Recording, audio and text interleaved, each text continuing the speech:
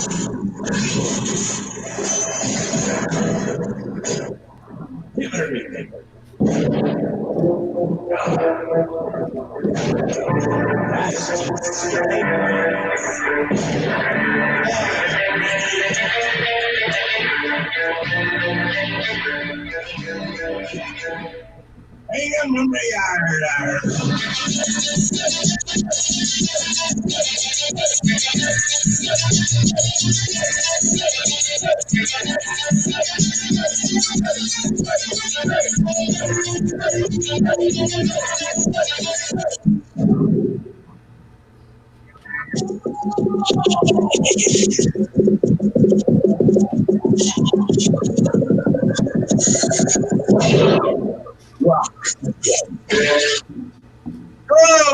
evening, ladies and gentlemen. Welcome to the one, the only Rumboyz After Dark. I just kind of spilled a little beer there at the beginning of chugging a beer in the middle of the intro. That was fucking hilarious. Welcome to the one and only Rumboyz Fantasy Network. It is your host, your boy, Rumboyz Robbie. And I just want to first begin today's show with, before we get into introducing our panel, you guys know we got Bogart here, GMM Network. Hey. Miles, Fantasy Football Peacock. Make sure you guys check him out, rumboyz.com. Dropping all the articles. And then, of course, we have Justin from Clock Management, Fantasy Football.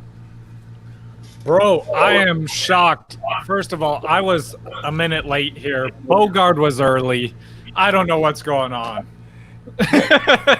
They're rioting in the streets. It's you know what I'm saying? It's a crazy time. Right? I would Pandemonium. There's a plague. Yeah. I would say the world is ending, but the world is literally fucking ending. So every crazy like Jesus freak out there is swearing it's the end of days though. They're having a good time right now. They're sitting back like, we told you. I know. Like, you say it all the time though. It's like you've been saying it, and they're the most happy that it's here. They're like, yes, I told you. Yeah, just so they can say I told you so. It's like fucking Corey Davis truthers. They're like, one day. That is hilarious. This year. Yeah, he's about to break out, I heard.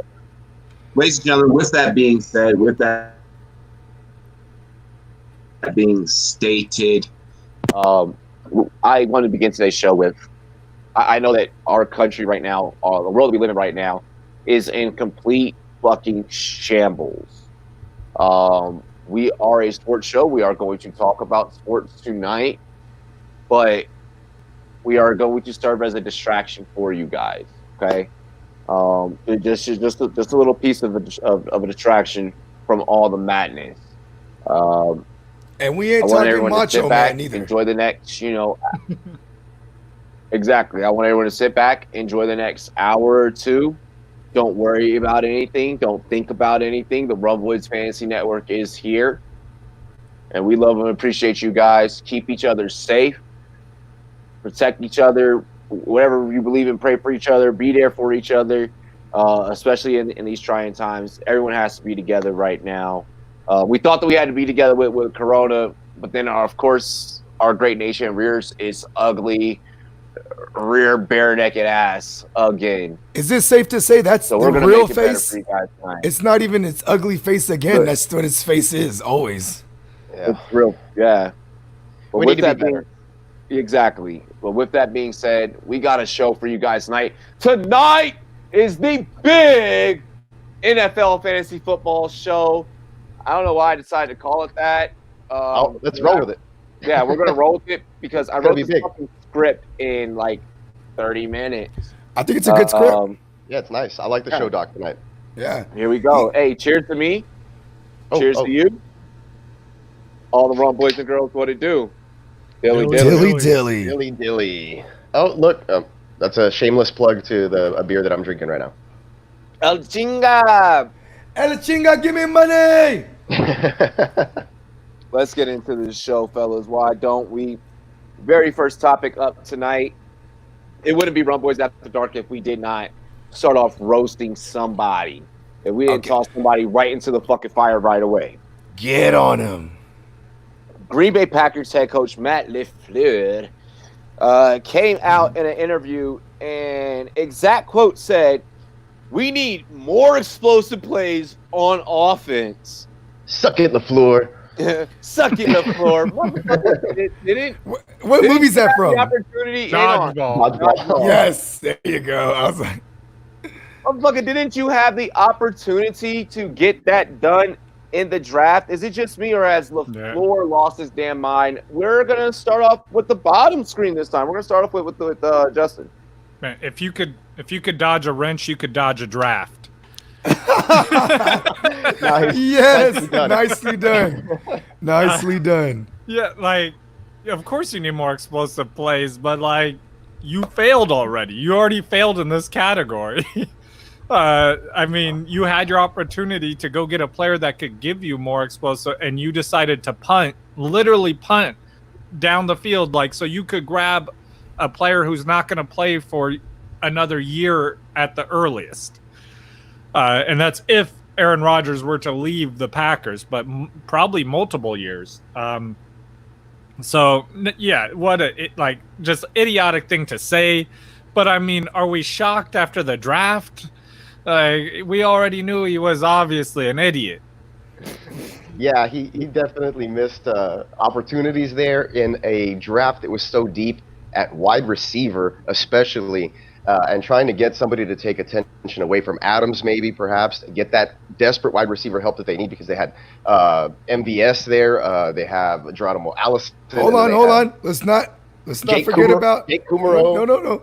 Devin Funchess. Oh, yeah. The cure-all. That solves everything. Is Funchess ever really fun? No. I think the only offensive weapon that they drafted, they went ahead and they went the other route. I mean, that was somebody that might be able to contribute, just jeopardize the fantasy community, and all of your shares with Aaron Jones in drafting, I think, A.J. Dillon. So, I would what have are they loved doing? Robbie Anderson there.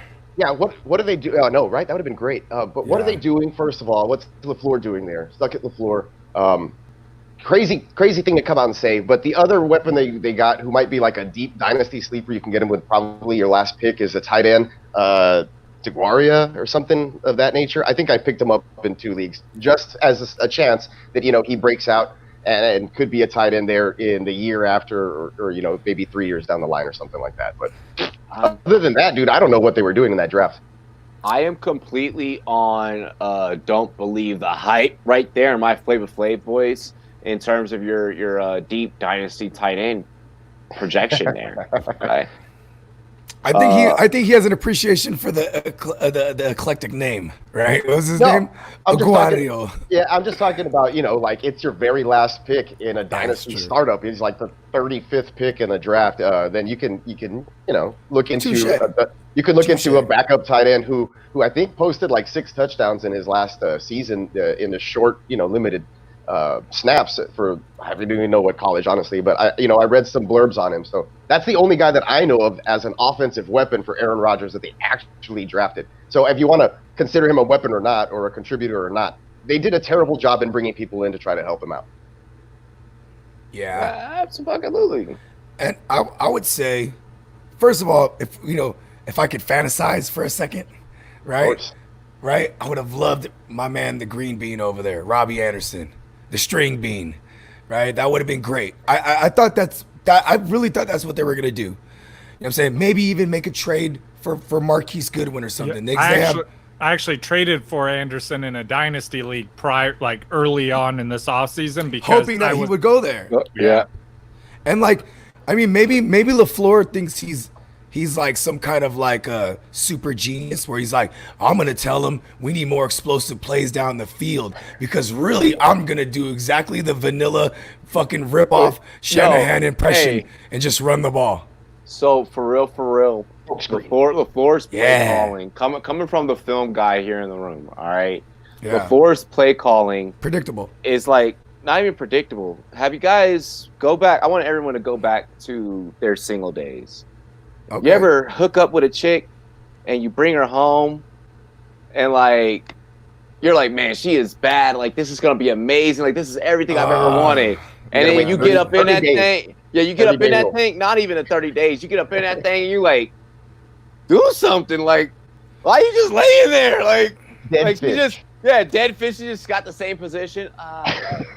Yeah, don't wanna do any freaky positions neither. Just exactly makes the same sound. I'm a good Christian. Like, what is wrong with you? Like, missionaries in the Bible. You're sitting there trying to convince her to do anal. You're like, come on. Like, whoa. Okay, so bringing it He went there. bringing it back. What was your point? the point is that they are just completely. Yeah, wait, what are we talking about? Like, I know the. Are we still talking about football? I get the metaphor. I get The it. point is that they are just completely. They are completely vanilla. They are completely bland. Like they are just completely bland. Like they're not whips and chains. You know. I was getting visual. They're not Rihanna. They're not Rihanna. He was like, I'm about to lead this podcast right now, guys. Be right back. You're all about to have another nephew. Y'all know. Y'all are aware of Baskin Robbins, right? Like, it's 32 flavors. You know what I'm saying? When LaFleur goes in there, he's looking at sherbet. You know what I'm saying? Rocky Road, everything. He's like, give me vanilla. Give me vanilla in a cup. No, boring. He's sitting there eating the vanilla, and then he looks over and he's like, "There's other flavors." You guys are getting paid for this? He's like, "Oh shit, that's funny." He's like, I didn't even know that was an option. I mean, you know what's crazy too is the amount of bad teams they played last year on their schedule. They would have like. The one team where they kind of looked like explosive was against the Raiders, and they had one of the worst secondaries. You know what I mean, remember that was the one Aaron Rodgers looking game where he threw for like 5 touchdowns, he ran one in. You know what I mean? It looked like, oh, this is what they're trying to look like. Guys, and then it's like, I think I just found my favorite comment right here. What's happening? Floor is flour in French. Yeah, I believe it is. No wonder he's so soft. No wonder he's so soft. Softer than baby shit, bro. Wow. I like that. I mean, I do got to know, though, if you guys go Baskin Robbins, what flavor you getting? It just depends on how I'm feeling that day. It does. I like a lot of different ice cream flavors. Yeah. And I like to get... almond. Ooh. I like that one. I got some in the freezer right now. Cookies and cream. There's one that's something ribbon. I love that one.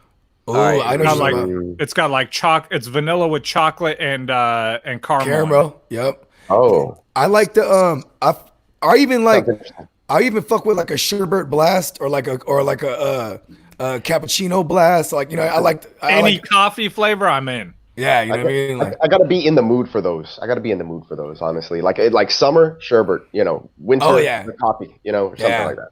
I don't do it often. Yeah. My wife hates the coffee flavors, but that's like my go-to. Coffee and then chocolate and peanut butter. I'm gonna be honest, and I'm gonna piss off a lot of people right now. Okay, what you got? Mint. I don't eat ice cream. Well, he's like ice cream's for wusses. I don't eat cake. Like I don't eat cake. Sometimes ice cream with your stomach because I drink a lot of beer, and it's like at a party if I'm drinking beer and it's a birthday party because I'm Latino, so there's beer at kids' birthday parties. Anyway, I used to definitely always try to have my cake and eat it. You know what I mean? but then I grew up. I believe it. That sounded fucking dirty. But then I grew up, and now she's got a cake and I eat it. Yeah. Justin can't wait for Rumboyz After Dark so he can make comments like that. He's like, yes. He's like, after the when the G-rated's done, you know what I'm saying? X-rated. We told you guys we were gonna be your distraction from the rest of the world. I think that it's just best that we just stop this Packers conversation here. Even that just sounded wrong. The Packers conversation. God, oh my gosh. Just call it Green Bay. Did any of you fellas catch golf this past weekend? Hell yeah. Was that the... Oh. What did he just say? Is it Jared Goff? No, nobody catches those. Brandon Cooks in the end zone of the Super Bowl. Oh, that was fucked up. Oh man, was that the Peyton Manning game though? Is that what you're talking about, or am I a week off on this? No, that's the one. The match. Okay. Yeah, the match. Yeah, the match. Yeah, I couldn't remember. Yeah, dude, that shit was fucking fire. Like, did you guys check that out? Yeah. Absolutely.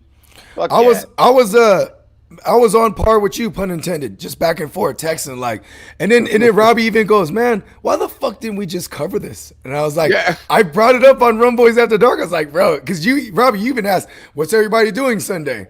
Like, should we cover this? Yeah, and we're like, let's do it. I Yeah, should have too, like, because I thought it was on Saturday. I'm like, no, my episode's coming out. Like, I'm gonna have a lot to do. Which, I mean, my episode killed it, by the way. But It did. It did. Yep, I'm one of the couple hundred likes on there. Fucking awesome. whoa. Oh no, I wish I had 100 likes. Man, people watch it all the time, but they never leave likes. Oh, I thought I could have swore I saw it like over 100. No, it's like 40 something, 50 something, okay. something like I'm gonna that. bring all the fucking noise over there. Like I'm just gonna comment. Bring Yeah. it, man. Bring It's that, it. that's that YouTube shit, man. Yeah, I Yeah, don't get these live comments like you, Robbie. So like, I miss out on this, you know. This beer is 7.3% alcohol volume. It's thick. Already down one. He's gonna be eating cake tonight.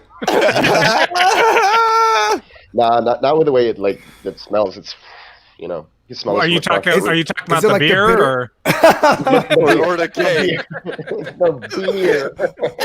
I love cake. Oh my god! Look, look. The match 2 is what we were talking about. My question is, for the panel here. Oh god damn it!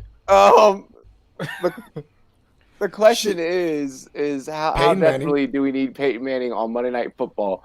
Thank you, Bogart. It's kind of my fault. I'm the one distracting you, and so it's like it's And only you right got that I the bring you first back. take too, Bogart. All right, well, check this out. I would love to see Peyton Manning in Monday Night Football because, see, Peyton Manning, you know why he has a big old head, right? It's because he has one of those old school, like, hard drives, the old school terabytes, the big ones, that's in his brain. Where he has all kind of data, all kind of knowledge and stories stored in there.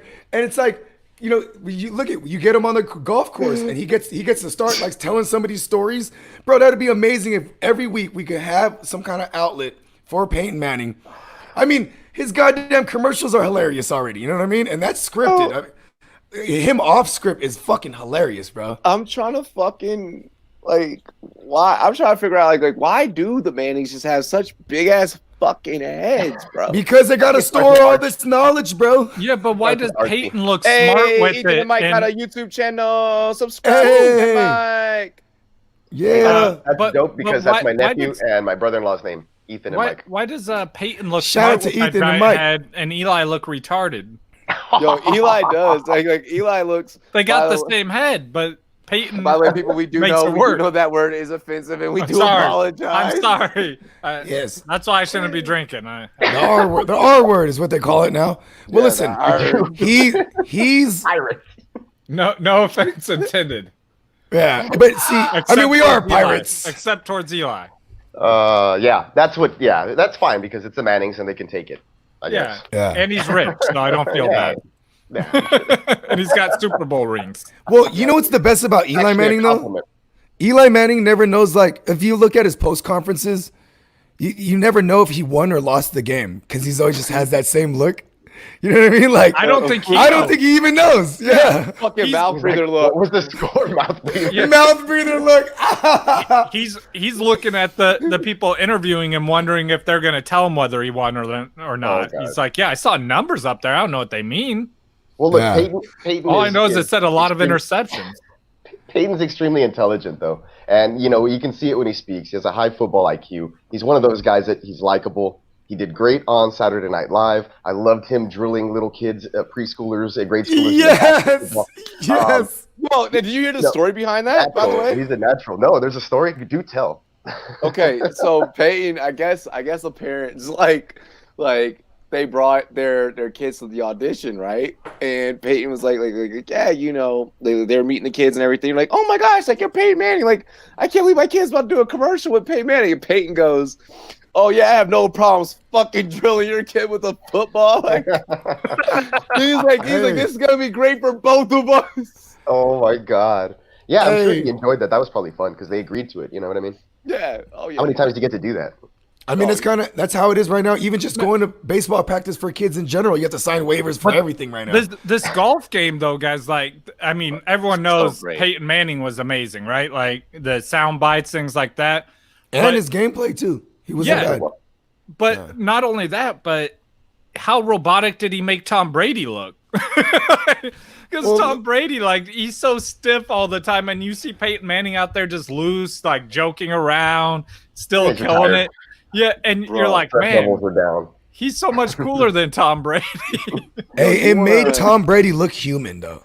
You want to? No, he looked alien because he still couldn't have a conversation. That's true. He looked like a robot. Like, did you see how sour he was? But we've seen Tom Brady lose. It's all the Botox. We've seen Tom Brady lose just against a different Manning usually. Hey, he was really no. Hey, he was so sour. Like he threw a shot out there. Up? Yeah. When they asked Peyton who his caddy was, he's like, I don't know. Tiger chose the caddy. If it was up to me, if it was up to me, Manning or Eli. No, it would have been Bill Belichick. Yeah, bro. And then he's like, I heard homies. Brady. Yeah, he's like, I heard Brady was gonna have Gronk because Gronk does whatever he says. Oh yeah, they like Peyton was just lunching on him. Like, first off, that's how you know. I just used the word lunching. But he was just lunching on him from like fucking like the beginning of the tournament all the way to the end, bro. Like, Peyton did not let up. One of my favorite things about that shit was Charles Barkley getting called a fucking fat ass by Justin Thompson. Like, it was funny though how sour you could tell Tom Brady was when he was just I'm still out here trying to win Super Bowls, 6 of them, you know what I mean? Like, just kind of a subtle shot, like I'm not flex on him. Yeah, you know what I mean? But it's like Manning don't care. And Manning's like, I'm still getting paid more than you, bro. Yeah. Manning's golf game was so good, all the way from trash talk to his swing. Like, I mean, there was a couple times, he may have went out of bounds, a little bit there, but I mean, for the most part, like, him and Tiger were just fairways all day. Like, I was like, yo, I'm gonna be honest, I don't watch golf. I watch because this was the 2 greatest quarterbacks of our generation, plus 2 of the greatest golfers of our generation. Oh, that's why Romo wasn't invited. I know, right? No, Romo's like me and Perry were just talking about this. He's like almost, basically a professional golfer. Dude, it wouldn't have been fair. He has a professional smile. That's for sure. Way. No, well, he would have been ragging. I think he would have cracked some jokes and been ragging on people and then saying, like, he would have been predicting shots. Oh, he's going to use a 4-iron here. Look, he's going to use a wedge. He's going to personally, this a birdie. Me personally, it made me kind of get to thinking. Or when they hit the ball. Bogart. My bad. Motherfucker, I'm about to you have to get the mute really quick. I was like, yo, I'm trying to not do this tonight. You have the power. But no, what I feel like we're 2 hours in already. I know. I definitely ate shrooms an hour earlier, so drink more than Justin. Shit. What I was gonna say is, don't be surprised, fellas, if I decide on a very clever, unique way for next year's redraft league, when everything opens back up, that I decide, fellas, the company's doing really well. We're going to all meet up at a course in Arizona somewhere, and between That's just cool. company, That's just not that far. Yeah, between just company leadership, we have a friendly. It's not going to be fucking friendly. I hate you guys. First off, in terms of any competition, I am completely. What? We love you. I am demolishing all of you. I love you now. It can be friendly as long as friendly as long as you guys accept I'm going to win. Oh gosh. Anyways, but we get on the greens and we play 18 holes worth of golf, and at the end we tally up scores. And your score is your draft position in the draft. Bro, I'm tanking because I like being in the back of the first. Strategy. Yeah, I guess we'll give you like a. So in my home league that like I'm the commissioner of, what we do is we do a competition, right? And for that specific reason, Bogard, we don't do a snake until the 4th round. Ooh, the first 3 rounds are linear. You just go straight across. So first round pick. You have an advantage. Like, you get an advantage. Win that competition if you want it. Okay, I have a real NFL for a bit. I have a question too. Like, or not a question, maybe even another suggestion. Like, I know we're all gonna do rankings and submit rankings before the year starts, right? I had a dream that I had them all done. Let's do it in order of who's the most accurate and not. That's a good idea. We could do that for the following year or what? I'd rather compete against y'all in some real shit. Yeah, like, I mean, frisbee golf. Now you're talking. No, I'm just saying. So bad at throwing a frisbee, but I'm still gonna win. Too. I'm trash at everything. Hey, I'm gonna be honest. Between Justin and I, both of us, we have to turn in our rankings and shit right before the season starts, and we're gonna be national. We're gonna be part of like this whole national ranking things and Fantasy Pros. Fantasy Pros, yeah. Like it's Fantasy Pros, like a couple of different fantasy sources and shit too that we're doing it for. But yeah, like.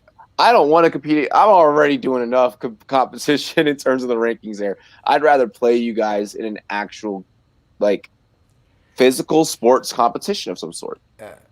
Yeah. Also, I love it. Shout out to my mans Ethan and Mike. Hey, see, my friends are finally here. Oh, there you go. Remember last week I was like, damn, where's my friends? I think the first year we ever did our league, we did like a croquet game, just like to get it going, to figure out how we're going to. Next year we did like it was this was you got to know ridiculous. what a crumpet is to know what croquet is. Yeah, we did like I think every person chose an event so every person chose an event, and then you got points based on what place you got in the event. The event I chose was Mario Kart Battle on N64. Shit. Yeah, I got second though because I got so drunk. That happens. Don't drink in Mario Kart, ladies and gentlemen. Yeah, don't drink in Mario Kart. The first year we Mario did beer Kart pong. responsible. That's what it was. Beer pong the first year. Now drinking I draft, won. I'm down for. I have not gone bowling since before my arm injury, but I swung a golf club not that long ago into my dad's house, and he's an avid golfer. Moved next to his new house. He moved next to a golf course, obviously in his retirement. But he had noted. Yeah, he had this cool driver that, like, when you have to do it, your backswing and all this stuff, because it has like an angle and it breaks with weight, so that way you keep everything still all the way through. I'm starting golf lessons next month. Look, we're gonna catch Justin and fucking and Miles on Instagram and talk about some. You got to keep your arms straight and keep a slow, nice, steady backswing. Make sure that you turn your wrists, and hey, that's a pretty good swing. From what I saw. Going back to I've watched Happy Gilmore. I know how to do it. Oh yeah, you run at that motherfucker. I read it's all in the hips. That's what I was about to say. In the hips. I was about to say it. Let's I got his eye. Let's get into the to the next take. Oh my gosh. 2 quarterbacks. They're gonna be coming back from injury this year, right? Matthew Stafford and Big Ben, they return to their teams, and they're saying that they're ready to fight. Both of them are saying, like, we're ready to go. One for the Lions, one for the Pittsburgh Steelers. Who would you take in fantasy between these two? If these are like the only 2 options you fucking have. Who would you take in fantasy between these two? And who has the best comeback season, real fantasy wise, or real football wise? Reality. Fuck. Real reality. Yeah, real reality.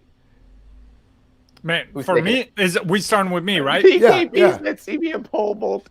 Shout out to BKB. I've never even done it, but I want to try that shit. But I want to try it. Hey, that shit looks fun. BKB, I'm coming to see you for that. I mean, you're probably gonna beat me, but I'm still doing it. I like the confidence. I mean, all my life I've been ramming a javelin and things, so you know what I mean? Yeah, it's about time I do it professionally. Oh my god. Man, but back to the topic. I'm going with Matthew Stafford by like a long shot? Yeah, like probably like 50 yards, which I think is going to be the difference in how far they could throw between each other. So Matthew Stafford, I have full confidence he's coming back healthy. He's still going to be able to throw the ball down the field. You're going to see their receivers feast. I love Galladay. I love Jones. I love all of them. Just like go out there and get yours. Would you say now it's a player's Galladay? It's a players' gala day out there. This month. That's so corny. That's That's Justin. so corny. But that's Justin's bar, though. That's his bar. You know what I mean? And then on the other side, you got Big Ben, who's coming back from an injury that we've never seen a quarterback come back from. Jake Locker. Yeah, I've never seen it. Yeah, I know. we've never seen it. Yeah, we've never seen a quarterback at this age come back from this significant of an injury like this. Like I don't think that it's going to happen. I don't believe in it. Like maybe he does, but I'm not betting on that. Like I 100% I'm in on Stafford over Big Ben in this. Hey, a few more drinks, I'll bet you. Yo, I'm with you, Justin. I totally agree with you on that. I'm a Stafford guy there. He was doing great last season before the injuries, posting up good numbers, both sustainable guys with Galladay, Marvin Jones Jr. The run game has always been suspect. I don't see that really changing too much. We'll see what happens with Swift there in town now. And then Big Ben, like you said, never seen him come back from I think it's like the Tommy John's surgery of football or whatever. So he has that going on. And then we've never seen Juju being the number one in that offense with Big Ben. And so if it has anything to do with or go the way that it did last year, that's going to be problems. And then, of course, there's more injuries and other things to worry about on that Pittsburgh offense. So I think that the defense was the only reason they were halfway decent last year. And that's with a semi-decent defense like that, it doesn't really help Big Ben. Plus, he has those home away. Yeah. He has those home away fantasy splits. So yeah, it's Matt Stafford for me by a mile easily because he was playing so well before the injury. I know it's a back injury and stuff like that, but you saw guys like Tony Romo come back from stuff like that. So. Yo, really quick. I love this in the chat. Ethan and Mike. Alex Smith still wants to play again. Justin, Ethan, I want to too. Yeah. But can I? It's different. Don't do it, Alex Smith. I mean, golly, man, I love Alex Smith. Like such a nice. I love Alex Smith too, man. Come back. I saw that. Yeah, me and Bogart are 49er fans. We got love for Alex Smith. I legit put Christmas lights on his house. Oh. Yeah, him and Joe Staley. Cool. Yeah, a couple of years. I remember when I was having my second daughter, I had this little side job because my boys, they run Bloomsters, right? Bloomsters is like a renowned florist company, but they also do like high-end landscaping, high-end like decorations for, Christmas, Halloween, etc. right? Weddings. So that December, he was like, "Hey, bro, you want some extra bread?" He's like, "You'll make like $300 a day." I'm like, "For real?" He's like, "Yeah." And I'm like, "Cool," because it was my boys. We're just smoking weed, putting lights up. And like Alex Smith was so cool, and his wife she's a baddie, and like fun fact. But you know what though, I will take Stafford. I'm calling it the staph infection. You know what I'm saying? He's coming back. You know what I'm saying? He got Marvin Jones Jr. He got TJ Hawkinson. So you're jonesing for that staph infection. Yeah, you know what I'm saying? You know what I'm saying? On the Players' Gala Day. You know what I'm saying? I took off work because it was a Players' Gala Day. You know what I'm saying? Bro, give me Matthew Stafford and that secondary. I mean, yeah, you got Rashad, is it Evans or Rashad Matthews? I forget his name. Rashad Evans is the fighter. I'm sorry. Rashad. Marvin Rashad, whatever. I forget. They're one of their other corners that was secondary to. Oh, you're talking about defense. Who cares?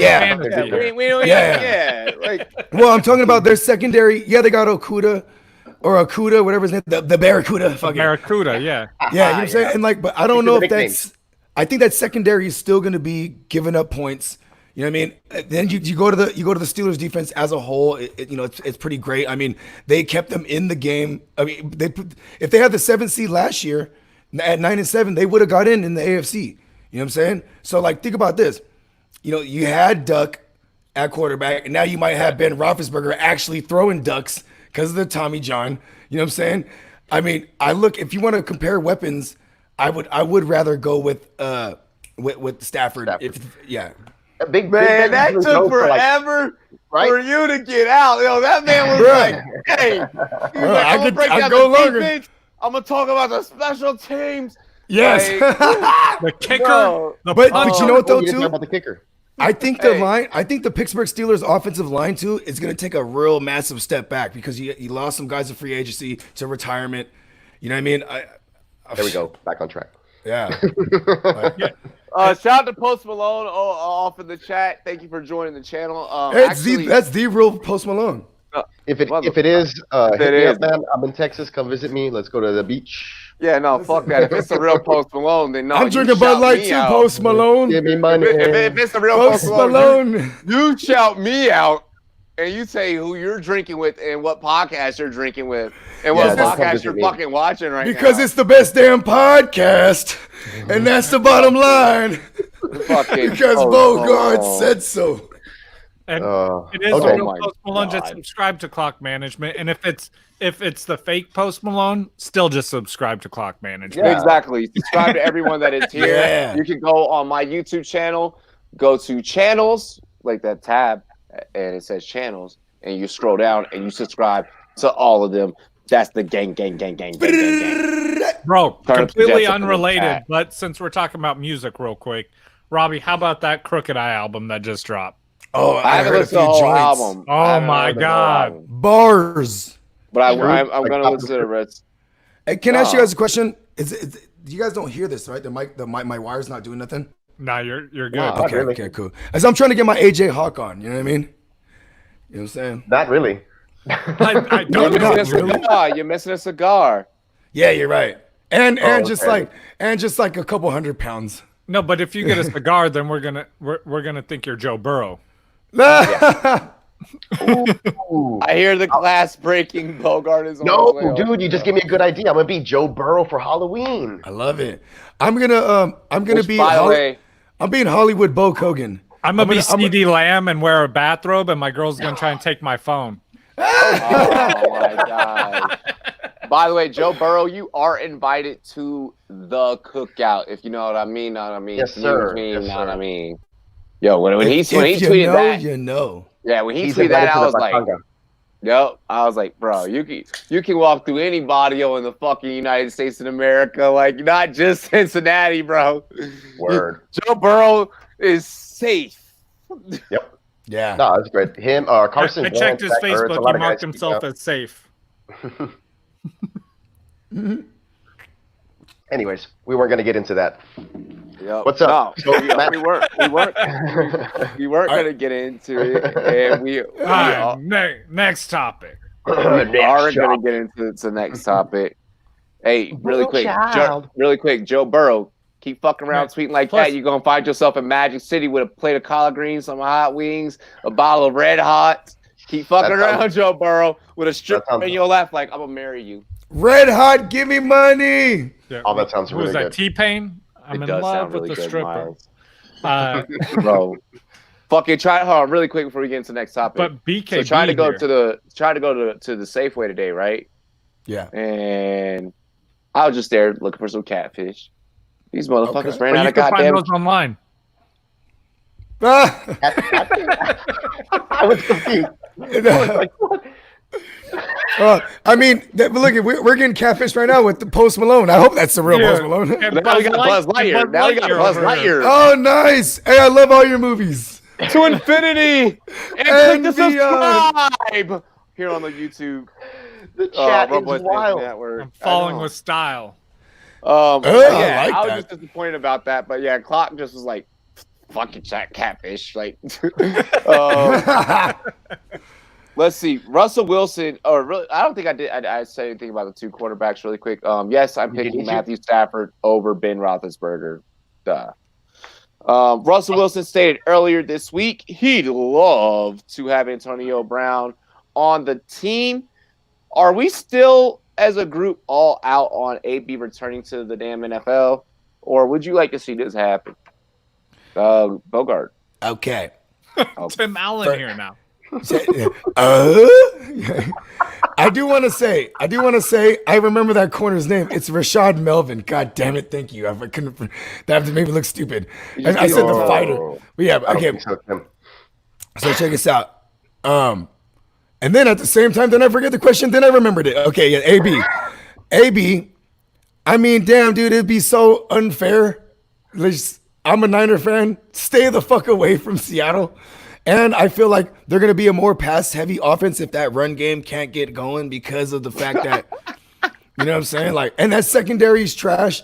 I think Russell Wilson's actually a value in fantasy. He's also one of those guys that's just remarkable to me. Like they call him Dangerous for a reason. It is serious. The whole damn crew is dangerous. So right? dangerous. So dangerous.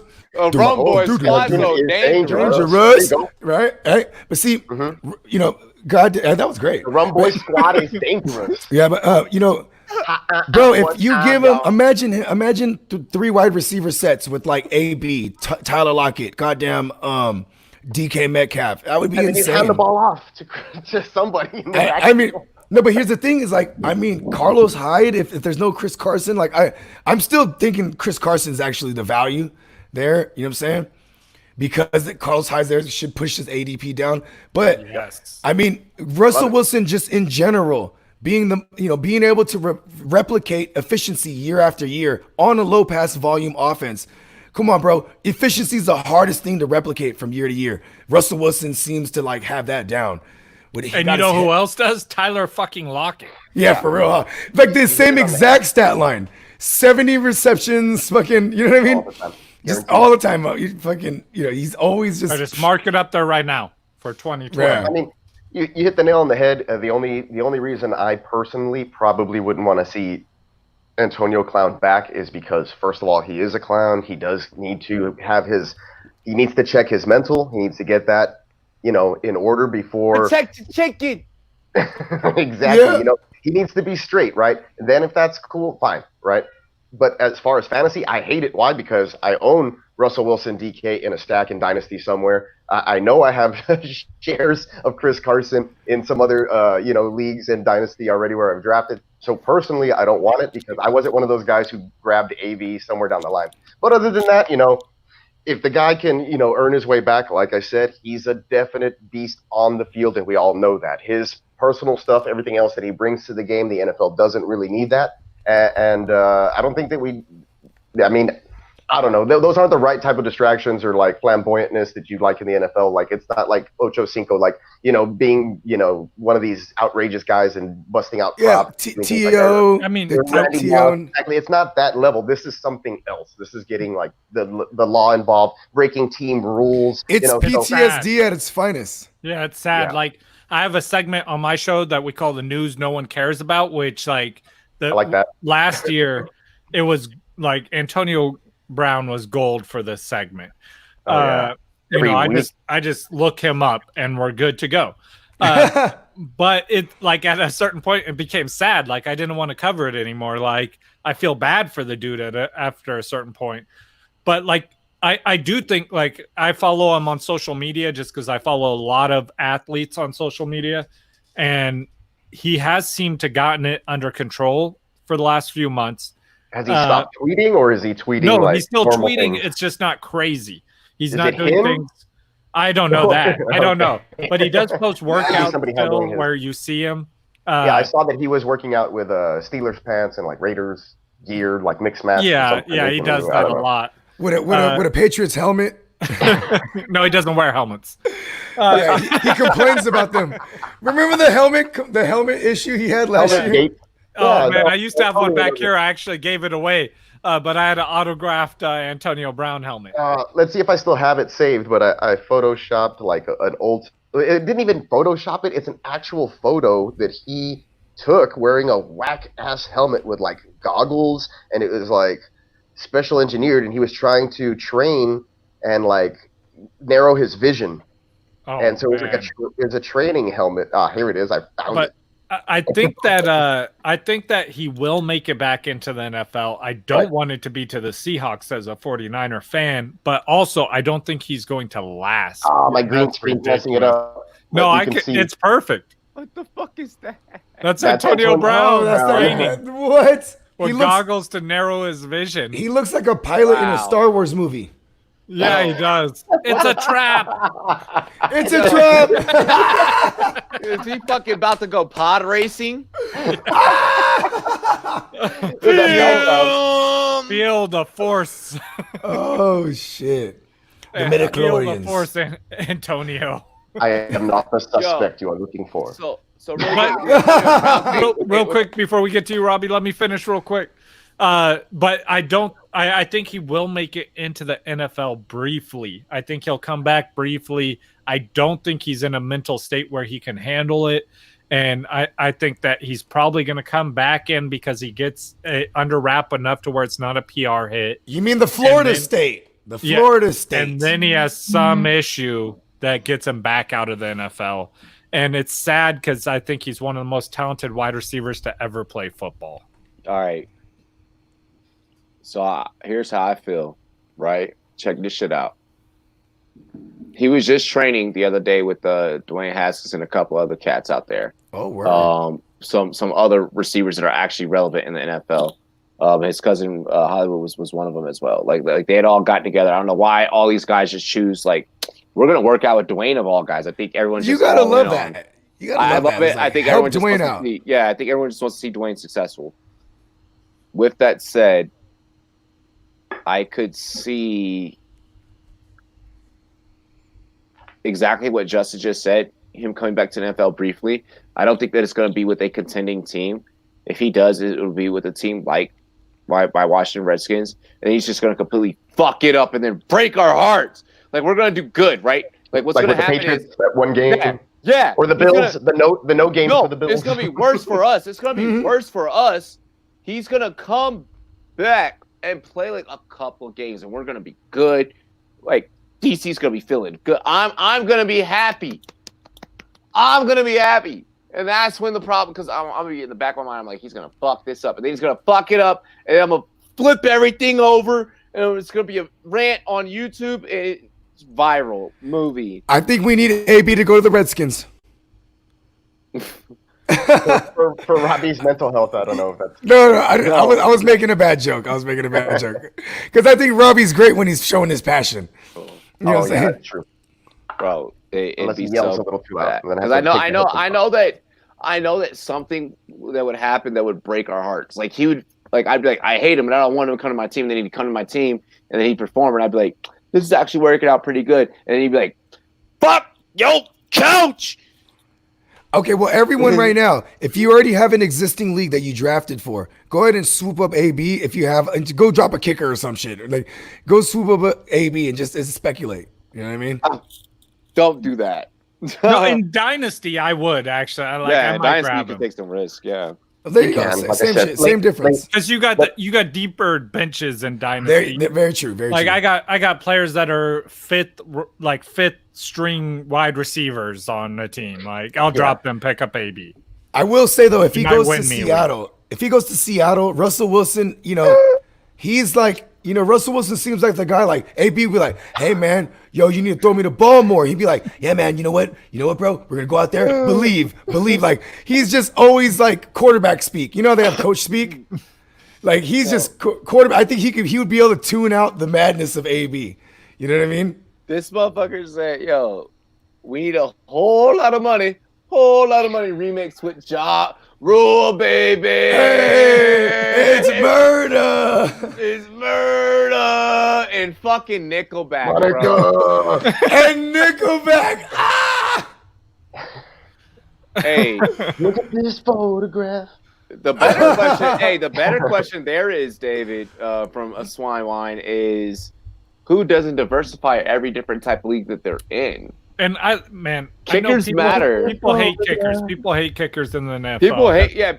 People hate kickers in fantasy. I feel like the people that hate kickers in fantasy are the people that just get fucked over and over and over again. like my kickers win me games, and people get so upset. But it's part of the game.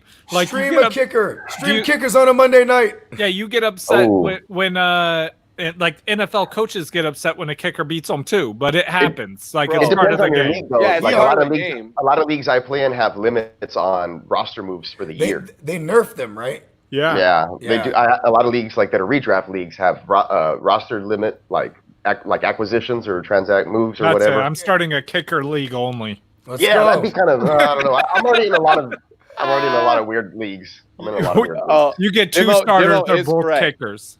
Jimmo, you are correct in the chat. He was originally supposed to go to Seattle before New England swept in. I wrote an article on that. That's right. But it didn't happen. Shout out to the icon. I scrapped it. I scrapped that article. You're right. Congratulations again to the icon on season 1, man. Phenomenal. Right?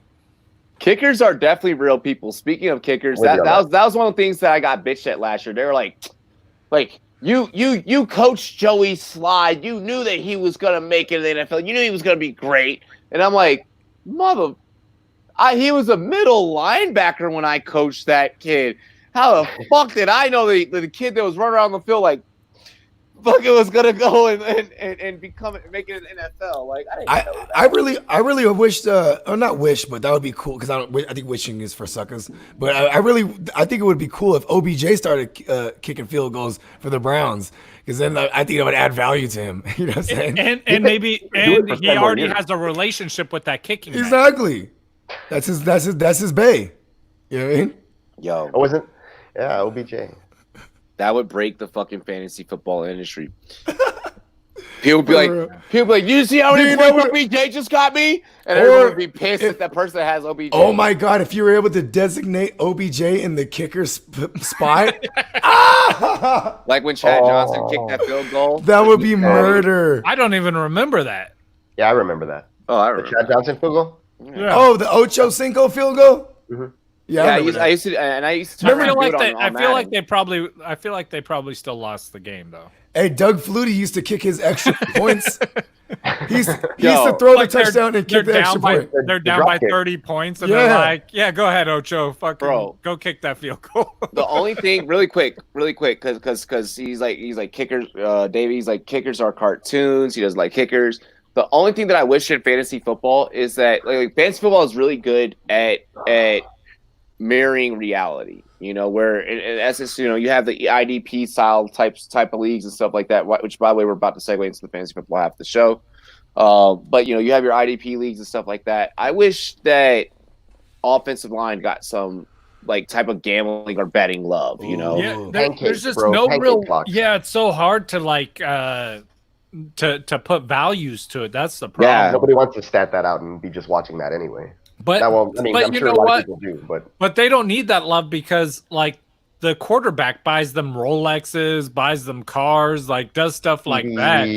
The quarterback's not doing that for the D line. That's why we got IDP. Yeah, exactly. Yeah, exactly. No, I mean they're realize that they are the only fantasy football position that has. They have no value. No value, like no importance. Well, they're also they're kind of they're like a phantom. Hunters, but they're like a phantom. I think hunters are the real one that have zero value for fantasy. But because the offensive line, I take it into account when I'm looking at running backs and when I'm looking at quarterbacks. Yeah, exactly. Yeah, that's I was gonna say they're a phantom connected to the QB position for sure. But the punter. I can honestly say I've never looked at a team's punter to adjust any rankings in fantasy. Well, I mean, the other teams. Shout out to Pat McAfee. The defense might give a lot of yardage. I'm not gonna lie though. I don't even remember his first name, but his last name was King on the Raiders. Oh, he was dope. He be gigging. Right. He be gigging. There were times where I would. That would be people dope on the Raiders just because I liked how cool he was. Like I like this idea. Offensive line could get bonus points on rushing yards and sacks prevented, etc. I like that idea. Like a 0.1 or something. Yeah. Or on grades, depending on how the line finishes after a game, like as collectively graded. You know how they give grades for blocking or whatever. Or maybe they lose points, or they could lose points, like if they give up a blocked field goal. Stuff like that. But I mean, but then you'd have to value the kicker. And instead of IDPs, instead of IDPs, right? Like it would be like drafting a DST. You draft an OL. You know what I mean? Weird. You draft in its entirety. And then the Colts would be the number one line drafted. Then man, I used to be a big advocate that we give points for hissy fits on the field. Eli was the big one. Who was Phillip Rivers? The two of them throw the best hissy fits after throwing an interception. Stephon Diggs would get you points for goddamn sure. Right. Nah, dude, like for real though, like I don't like that question was not on the docket, and we just somehow threw that in there. But Yeah, I think that was a pretty cool a pretty cool topic though. I mean, positions in fantasy football that blindly have value, but they don't have like value. Like you're not drafting, fucking like La'el Collins, right? You're not drafting Jedrick Willis. No, you're drafting a collective. Yeah, or like I'm talking about like current day fantasy football. Like there's just no way for it to statistically measure up. But I mean, I feel like at some point, hey, fucking make fantasy meet reality as much as possible. I have no fucking idea what Miles did. I promise he's a really good writer, though, despite what freaky shit he just did with his eyes. I've been up for since 5 a.m., so I'm trying to just make sure my eyes stay open. The peacock can do whatever he wants. I feel so great because I was up since 3 a.m. yesterday, and so then I passed out at 8 last night. So yeah. Slap. Don't worry, we're safe from IEDs, brother. Don't worry. I'll we're sleep home. when I'm dead. We're home, brother. No rest for the wicked, my friend. Yeah, oh my god! Because ain't no rest for the wicked. No more IEDs for a while. Let's get into fuck Justin. That's his military talk for real. No, I'm telling Justin improvised explosive. Yeah, I'm telling Justin that Justin just made me look over my phone because I was next topic and Justin just said that it just I don't know why I read the comment from Slap, but Justin said the word and I looked up and I was like, I was like, I'm on Rumboyz After Dark. I'm on Rumboyz After Dark. It's safe. This is a safe place. This is a safe space. Next topic though, for real. Speaking of. We're actually not going to get into fantasy football yet. We're going to roast someone really quick. Okay, let's go. Get on him. This motherfucker here. Get on him. Jameis Winston posted another workout video, but this time he was working out with heavyweight boxer Keith Thurman. All right, and the boxing looked pretty efficient. I don't like the timing on his left jab. That shit was just garbage. But at some point, do you feel like Jameis should just hire a legitimate football trainer, and whoever has him doing all these unorthodox, weird ass workouts should just go somewhere? He was out there swinging a bat 2 days ago. Not even a bat, just a pipe. He was just fucking swinging aren't those pipes like 30 pounds though? We starting with me this time? Yeah. Man, so no, he should not. And this is why. I was just talking about how at some point Antonio Brown became sad for the news no one cares about, but I don't feel bad for Jameis Winston at all. He puts this on himself. It's not because he sustained head injuries. He does this to himself, and I love it because now he keeps filling my news no one cares about. Yes, keep doing this. Keep doing it. I love it. You could just edit a video of him doing dumb shit while working out. Absolutely, and that could just be the news no one cares about. That's going on my TikTok for sure. Just a compilation of Jameis Winston. Yeah. I'm super excited about this. Keep it up. I mean, you're about to be behind Drew Brees. You'll get back on the field eventually. You're going to throw another 40 interceptions. I have faith you could break your record. So I think he could break his pick 6 record even. You know what I'm saying? That's what I'm saying. I'm excited for this. Yeah, y'all are assholes. Well, he could probably post more than 30 bad workout videos. I'm thinking by the time he's done with next season as a backup. So, I'm all for him. Do you think you'll have more bad workout videos or interceptions? No. Definitely more bad workout videos. Hey, he's not gonna get on the field. Jameis, these are the fucking friends that you need. This is why I run my company so good. Because I'll do something, I'll be like, that was fucking ass. Don't do that again. Deion Sanders tweeted something earlier today, and it was to the effect of stop posting. And it wasn't directed towards Jameis Winston. It didn't say Jameis Winston at all, but it said, y'all young cats or something to that effect need to stop doing all these whack ass things with these whack ass trainers. Has nothing to do with football, and it's not going to transfer to football. Is basically what he said. He's like, he said like this, hey man, all you youngsters out there, you know what I'm saying? Y'all just stop doing these workouts. You know what I mean? Hey, listen, You know what I mean? Hey, look, I really appreciate you, and I love your young brother. Like, how many times does Deion Sanders declare his love for the young players though? He's always like, listen, but he's dissing them at the same time though. Yeah, for real though. That's what My I'm two saying. favorite players growing up as a kid were Jerry Rice and Deion Sanders, who hated each other. I love Deion. He's great. Neon Deion. In high school, they called me Neon Lampkins.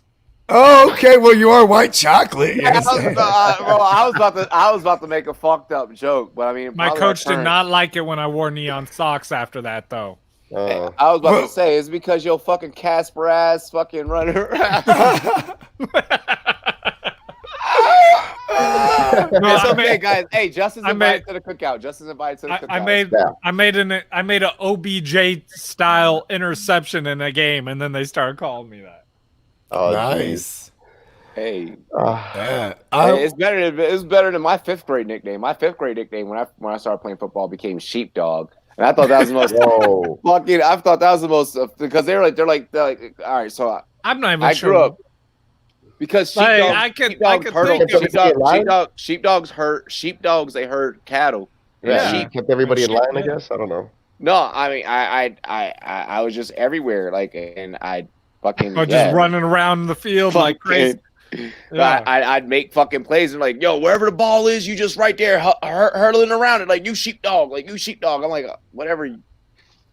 I feel like you were in the South somewhere, like deep South. Yeah. Because everyone it came like I grew up in the Northwest. Like I couldn't even imagine someone saying that.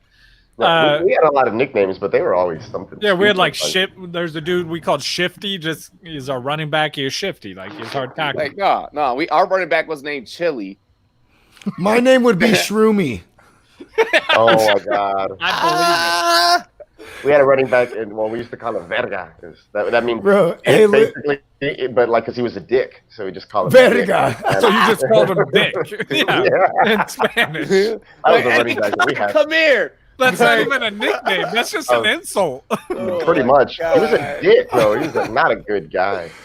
Well, listen. Anyway. Was he Spanish? Like, did he know what you were calling him? Definitely. Okay. Yeah, he swam from across the border. I remember when I worked with a bunch of... I could say that. I could say that because I'm Latino. I live right on the border. But for sure. Hey, it's okay. You saw him. It was a fact. Yeah. We had a dude that he legitimately accepted the fact, like for this longest time he didn't know what he was really being called, but his nickname was Gringo. Oh yeah, and white boy. And he had no idea. He had no idea. Like he just be running around. Like he'd be walking up to girls' locker.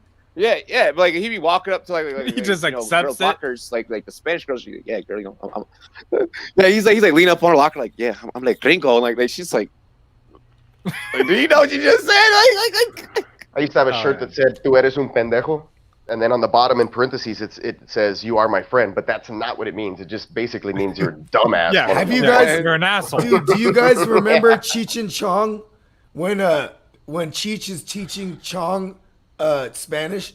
He's like, hey man, when you meet a guy, you know what I'm saying, and he's a good guy, man, you tell him, hey pendejo, right? Yeah. You remember that shit? Yeah. And then like say that. they crashed into somebody's house, right? Because like they had like the ghetto hydraulics, and they crashed into somebody's house in somebody's yard, and then all these Mexicans come out, and then Chong's like, hey pendejo, and like Cheech is like, no man, no. Like I have to say, man, hell no, hell yeah, up in the chat. Yeah, I saw his comment, and I was like, man, what are we talking about? Hey, we got so derailed. I don't even know how we got here. I'm shrooming so hard I don't even remember the question because it's on me. Yeah, I don't, and I'm not. Yo, every time we get the Bogart's turn, we get derailed. Right? Yep. Hold on. Every time it's about to be my turn, Robbie chimes in, and then I love it because it's like if I ain't derailing it, Robbie will for a sec. You know what I mean? Let's get into the next topic. So hell no, hell yeah. Actually, we're gonna take a topic. YouTube questions. Yeah, I just did that. That was lame. That was fucking gay. Shout out to Pat McAfee. That was whack. Thoughts on the Bears this season? We'll do this one rapid fire, quick around the horn. I'll start this one because I didn't get to. Yeah, Bogart. Love Allen Robinson. Love David Montgomery. You know what I mean? Because the value you're going to get on them. Allen Robinson, back of the third, early fourth round, 12-team redraft. Love it. Dial it up. You know what I'm saying? He's still a number one.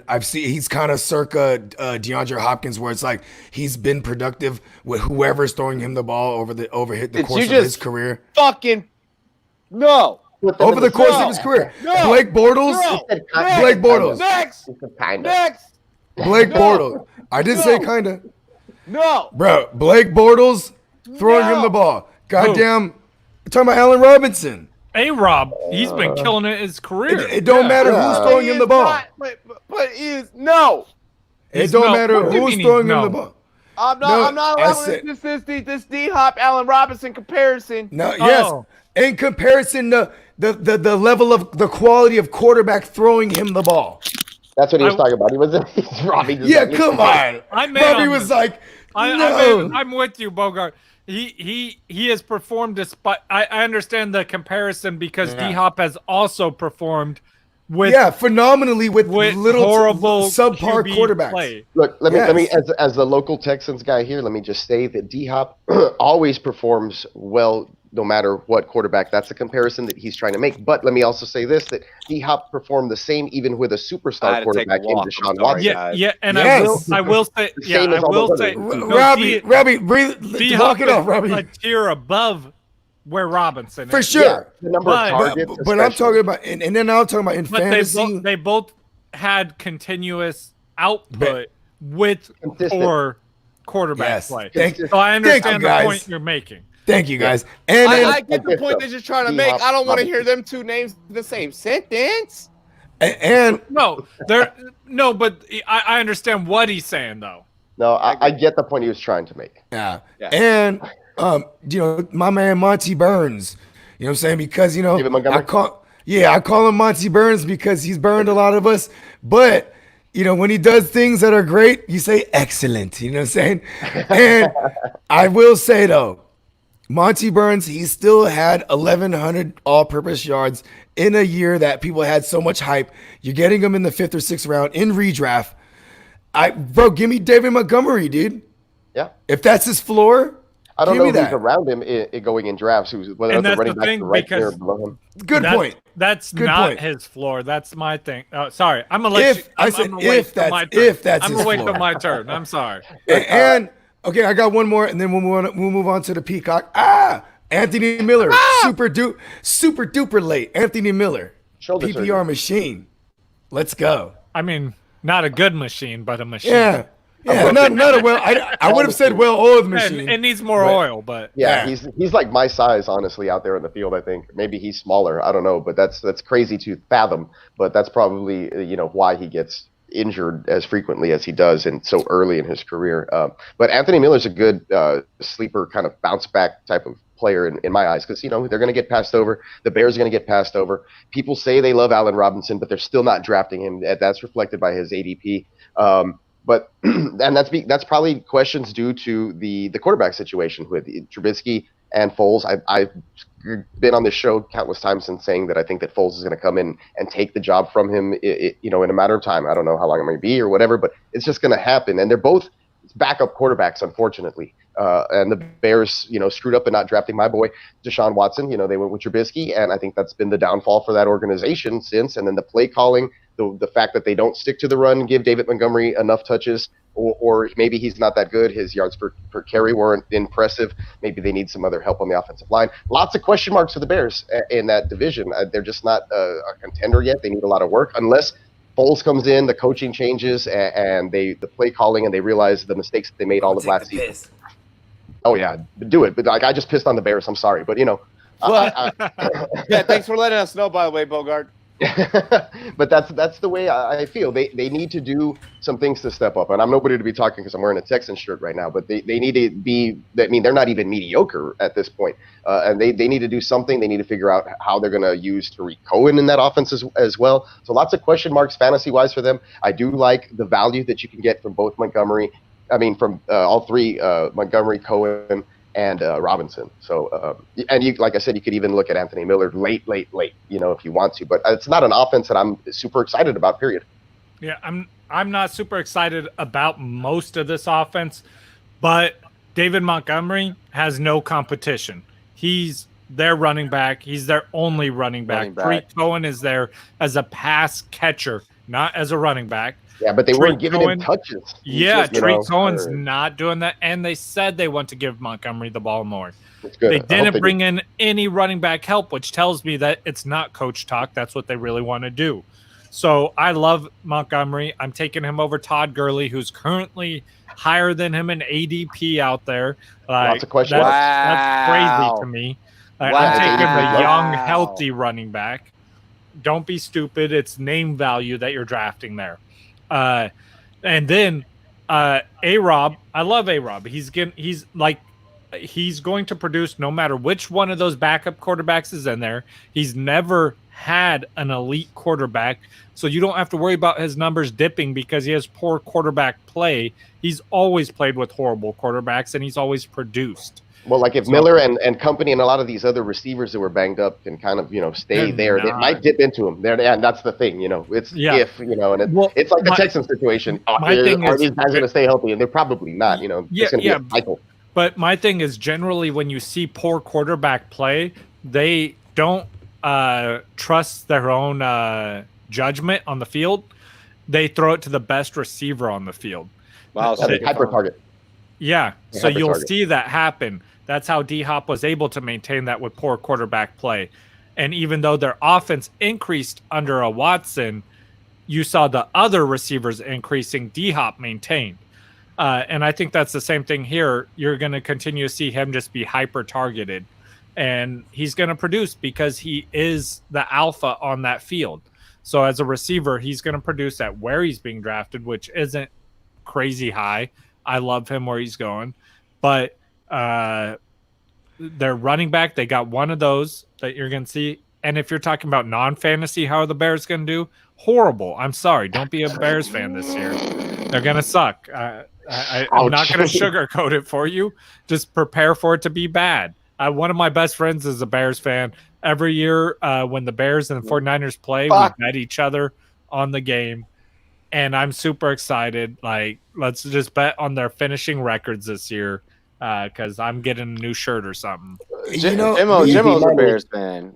Oh, yeah, I love Jimmo. But I love Jimmo. Jimmo isn't like it's not bad to have a bad year though. That's the thing. It happens. Yeah. You have bad years and you get good draft picks, which helps you for the future. You just don't want to be a mediocre team. Just embrace the suck. And they always have the best pizza in the game.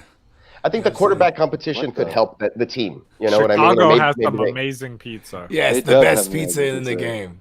What did I do? Hell no. Hold on. Is hell no, hell yeah? Is he a Bears fan? Yeah. That's why he's asking. Shout out to him. Yeah. So what I'm going to say about the Bears is their defense is actually going to be fairly decent. Their defense will keep them in games.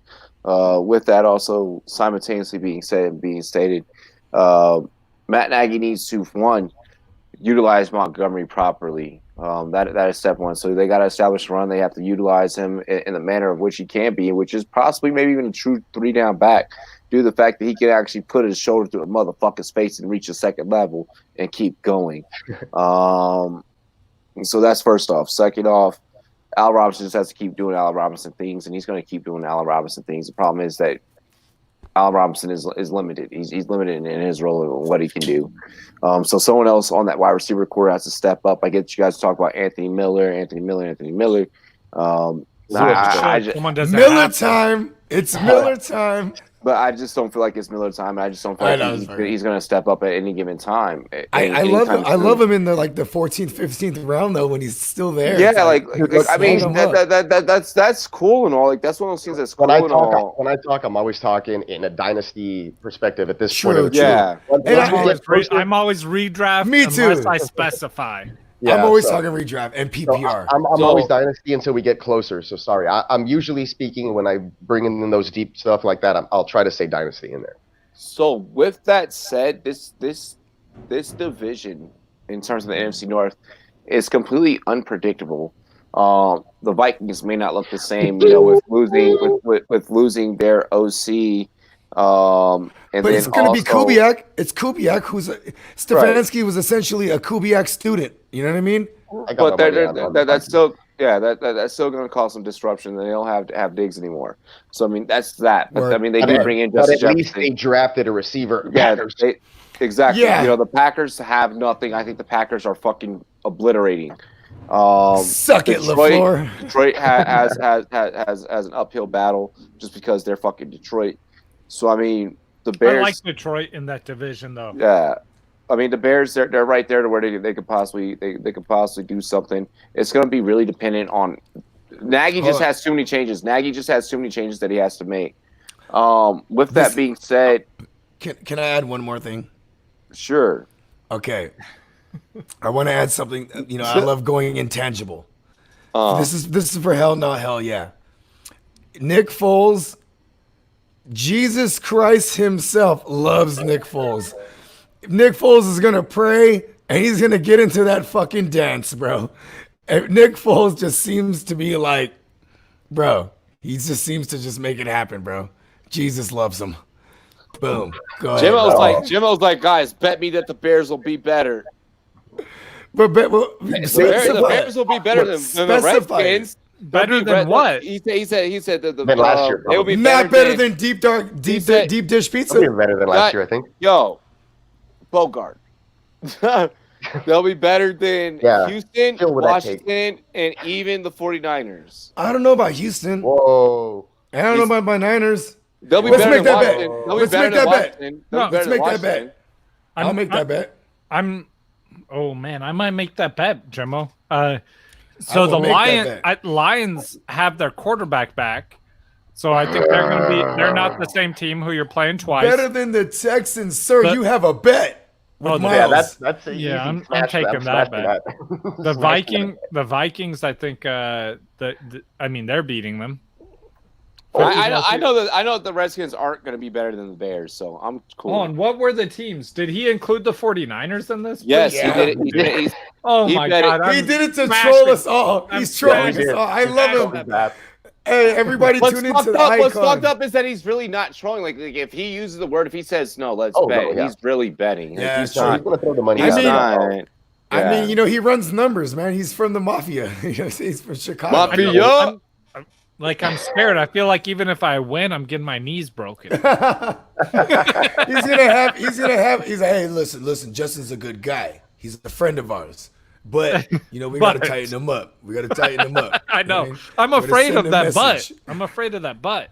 It's the organization. Yeah, I made reference to that on Jimmo's last episode where what was his finale of the first season? Yeah. Yes, yeah. Certainly was. Yeah, man. Hey, everybody go subscribe to the Gemmo the Icon show. On YouTube. It's phenomenal. It's steady, my favorite program to tune into. That's how you know how old I am. I said program. If you're really like awesome, what you'll do is you'll go on the Rumboyz Fantasy Network YouTube homepage and you'll just subscribe. You'll go to channels, go to the channels tab, and just subscribe all the guys that are there.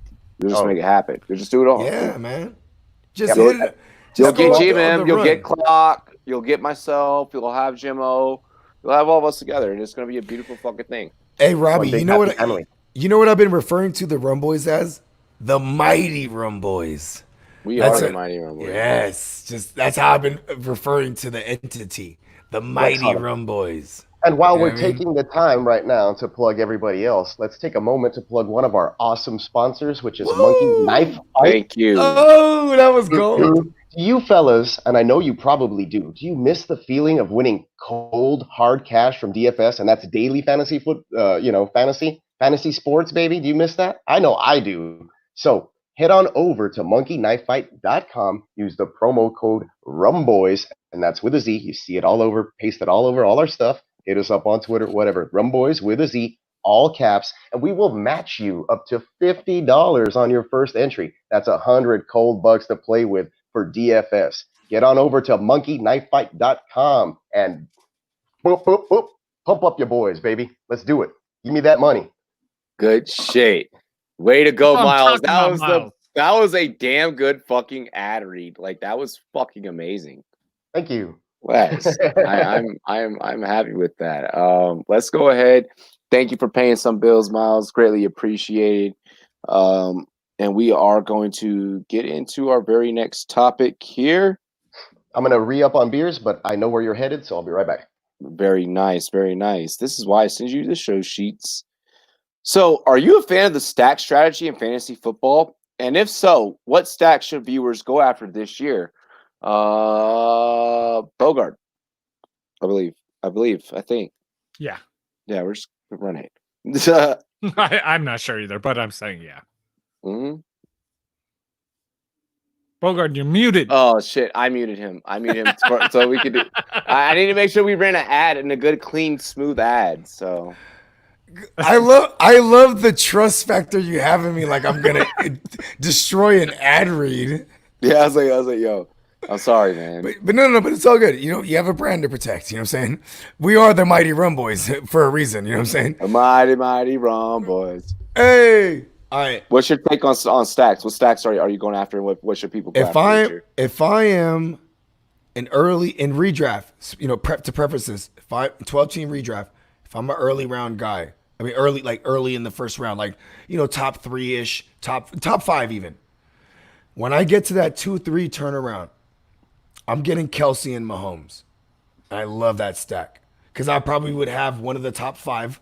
You know, like I said, if I'm 1, 2, 3, 4, or 5, that means I'm either gonna have CMC, Barkley, help me out here, Zeke, Cook, I should say. Yeah, Zeke. Dalvin Cook. Come on. Yeah, I know, right? Yeah, I had to reiterate. You know what I'm saying? Thomas. Then I can Dalvin go Cook over. gave me a shout out on Instagram yesterday. He sure did. You know what I'm saying? Then we go ahead, swing back around that 2-3. I go in and shore up my tight end, and I stack him with my man Patrick Starfish. You know what I'm saying? I love that stack. Honorable mentions. I will go ahead and I will say in the same breath, you know, Lamar Jackson. Then around later, Mark Andrews. Love that stack as well. You know what I mean? And another honorable mention I will say is I actually am a fan of like waiting way late and getting, you know, Kirk Cousins and Justin Jefferson, because I actually think like he's gonna fill that Diggs role. I don't think they're gonna give him rookie treatment because that's an immediate spot they need to fill. And then as far as value goes, and I think that secondary is gonna be questionable. They got rid of Rhodes and they got rid of Lanes, and goddamn, they even with them there last year, they led the league in them and the Raiders in giving up the most touchdown receptions to opposing wide receivers. So I feel like, you know, they're going to be giving up some points. They're going to be throwing it a lot. That's another one of my favorite ones. Honorable mention. I got 2 of them. I mean, we could skip Peacock for now. He's not back yet. And plus we already know he's going to say Watson. So, and whichever one of the receivers he likes there. Or even Hopkins and Murray's not bad either. Hopkins and Murray too. But so I'm gonna hop in real quick. I'm gonna say I got 2 of them: Russell Wilson and DK Metcalf. Love it. That's one of the ones I love. I've been preaching DK on my show. Russell Wilson, I'm not a big advocate of quarterback early, but if he falls to you, you grab Russell Wilson, you get DK. That's a great stack. I love the stack. I'm all about it. It's not something that is a deciding factor for me though. He got the hiccups. Yeah, keep sorry. Okay, cool. I love it. I love it. When I have like when it's my turn, I'm not looking like, do I have the receiver for this quarterback? I don't care. I'm getting which one's giving me the most points, because at the end of the day, that's what wins games. Even I didn't want to take Robbie's because I think I might have an idea what Robbie said. Because you know what I'm saying. Shout out to everybody. Check out Fantasy Friendly. It's a series here. Yeah, it's a series right here on the Rumboyz Fantasy Network. It's fucking impeccable, incredible, phenomenal. Even, you know what I'm saying. But yeah, go ahead, Rob. Oh, and I got one more. more. Okay, yeah, bust it. Yeah, so my second really one. Quick, Justin, I'm gonna need a favor. As soon as you drop that take, go back, check your cell phone really quick, because I'm gonna have an assignment for you right after I do my take. Okay, cool. The second one is Matt Ryan and not Julio Jones, Calvin Ridley, because I'm not drafting a wide receiver in the first round. So I'm not going to get Julio Jones. And if Julio falls to you in the second, then this stack still applies to you. So grab Julio in the second and then get you a Matt Ryan late in your draft. I'm all about the QB late. That's why I'm not giving you one of these high-end quarterbacks that you're probably not going to get if you're listening to my episodes. So go ahead, get you a Matt Ryan and get you a Calvin Ridley in a mid-round and get that stack that's going to win you a championship when you have elite level running backs. Can I I'm add, all about Can that. I add to that? Yeah, man. My man Hayden Hurst Helmsley. Right. Get that tight end in there too. That tight end, especially if you're in a tight end premium league. Oh my God, yes. If you're in a tight end premium, get you some Hayden Hurst. I'm gonna go a little bit, maybe more in depth here. Or I guess we could say that my perspective is probably just going to be a little bit different here. So first off, in redraft, if you're in those single secular quarterback leagues, I feel like the stack is definitely something that you need to exploit. If I could get a Matt Stafford, Kenny Galladay, I'm rocking that motherfucker till the wheels fall off. Because Matt Stafford's way late too. Yeah, well, you're getting Matt Pad Statford, and then you're the also staph getting, infection. And you're getting Kenny Galladay. So I mean that's a stack that I really like this year. Any Russell Wilson stack, period. If you miss out on DK, your next thought process needs to be, okay, I need to get Lockett. If I get Lockett, then I need to get locked down Wilson. If you lock down either of those receivers and you're following any of our draft formulas that we prescribe to you, then you're probably going to go running back, receiver, or you're probably going to go you're going to go 3 running backs, then a receiver. You may go 2 running backs, then a receiver. Something along Robbie, those lines. me and you are even in an expert draft where I took Sutton, and then at the end of the draft, there's a lot of QBs that went off the board, and then I took Locke at the end of the draft to get that stack because I remember this. And that's the next thing that I was going to mention is the importance of especially utilizing the stack. So what I just spoke about there was just in terms of redraft. And some easy things you can do for your redraft. Michael Thomas, Drew Brees, really easy for you. Super easy. You don't have to reach. It's super easy for you. And you're getting Michael Thomas way up here. Drew Brees you're getting him in the 10th, 12th round. Why are they disrespecting him? Don't try and stack up on people forget. Don't try and Drew stack Brees, up. Oh my God, I gotta go on a Drew Brees rant. Let's go. I got it. We'll allow it. Have it out. Really quick. That's why Drew Brees disrespected. Drew Brees got injured last year, so people look at overall stats, but they're leaving out the fucking 5 games that he didn't play in. So they're looking at his 11 game stats against these other quarterbacks' 16 game stats, and he's getting statted out there. And so they're like, oh, Drew Brees is outside the top 10. And you're insane if you think that, because Drew Brees finished in the top 3 if you include the weeks he played in. Yeah. And that's him as QB3, and he's being drafted in the 12th round. Get out of here. Get out of here. Justin, you and I both know, and you've worked with me long enough, and you've watched enough of my content, and I've watched enough of your content where you and I both know that just motherfucker's not watching film, bro. I know. That's just stat heads. That's just stat heads. And the most upsetting part is I've talked enough about this to now a lot of the people I'm doing mock drafts with start drafting him in the 8th round. And I'm like, damn it, that's where he belongs. But That's I'm too upset I'm not high. getting Now him. they're taking him too I'm high. I'm like, I'm upset I'm not getting him now. Look, It's too high based on that theory. Yeah. When you're watching where he like his ADP, you think you can wait on him. You know what? You should be able to do it in your league. Motherfuckers. Hey, let me finish. Sorry, Robbie. I got excited. We were talking about Drew Brees. They were talking about Drew Brees. I said the words Drew Brees and I Clock got in his feelings. So like I was saying, Drew Brees, Michael Thomas, an easy stack that you can build up.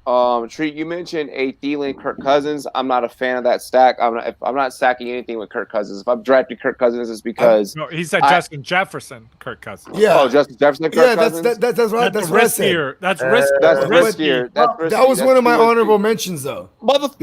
Hey, mute me. Just mute me. If you do it at ADP, Just fucking mute me. Really everybody let me fucking say what I'm trying to fucking say. All right, but stacks that I wouldn't do. All right, a Kyler Murray D-Hop. That's me reaching for a QB after I've already gotten a receiver. Like that's just stupid. I'm not trying to stack that up right there. That's just too much risk involved there. Think about your 2 QB leagues.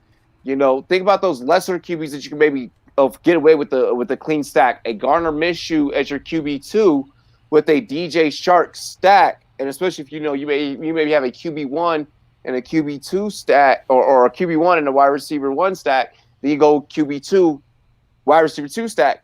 That shit's gonna really help you, and that's gonna really project you into the upper echelon. So that's all I was trying to say is, no matter the format, I feel like the stack is a great strategy for you to exploit. Just be careful with what offenses you're trying to do that with, and with what quarterbacks and with what receivers you're trying to do it with. Josh Allen, the Stallion, the white Cam Newton himself, Vanilla Vic, and Stephon. Can you dig it? Are we fucking with that? That's the very last stack that you should go towards. Every stack after that is probably pointless.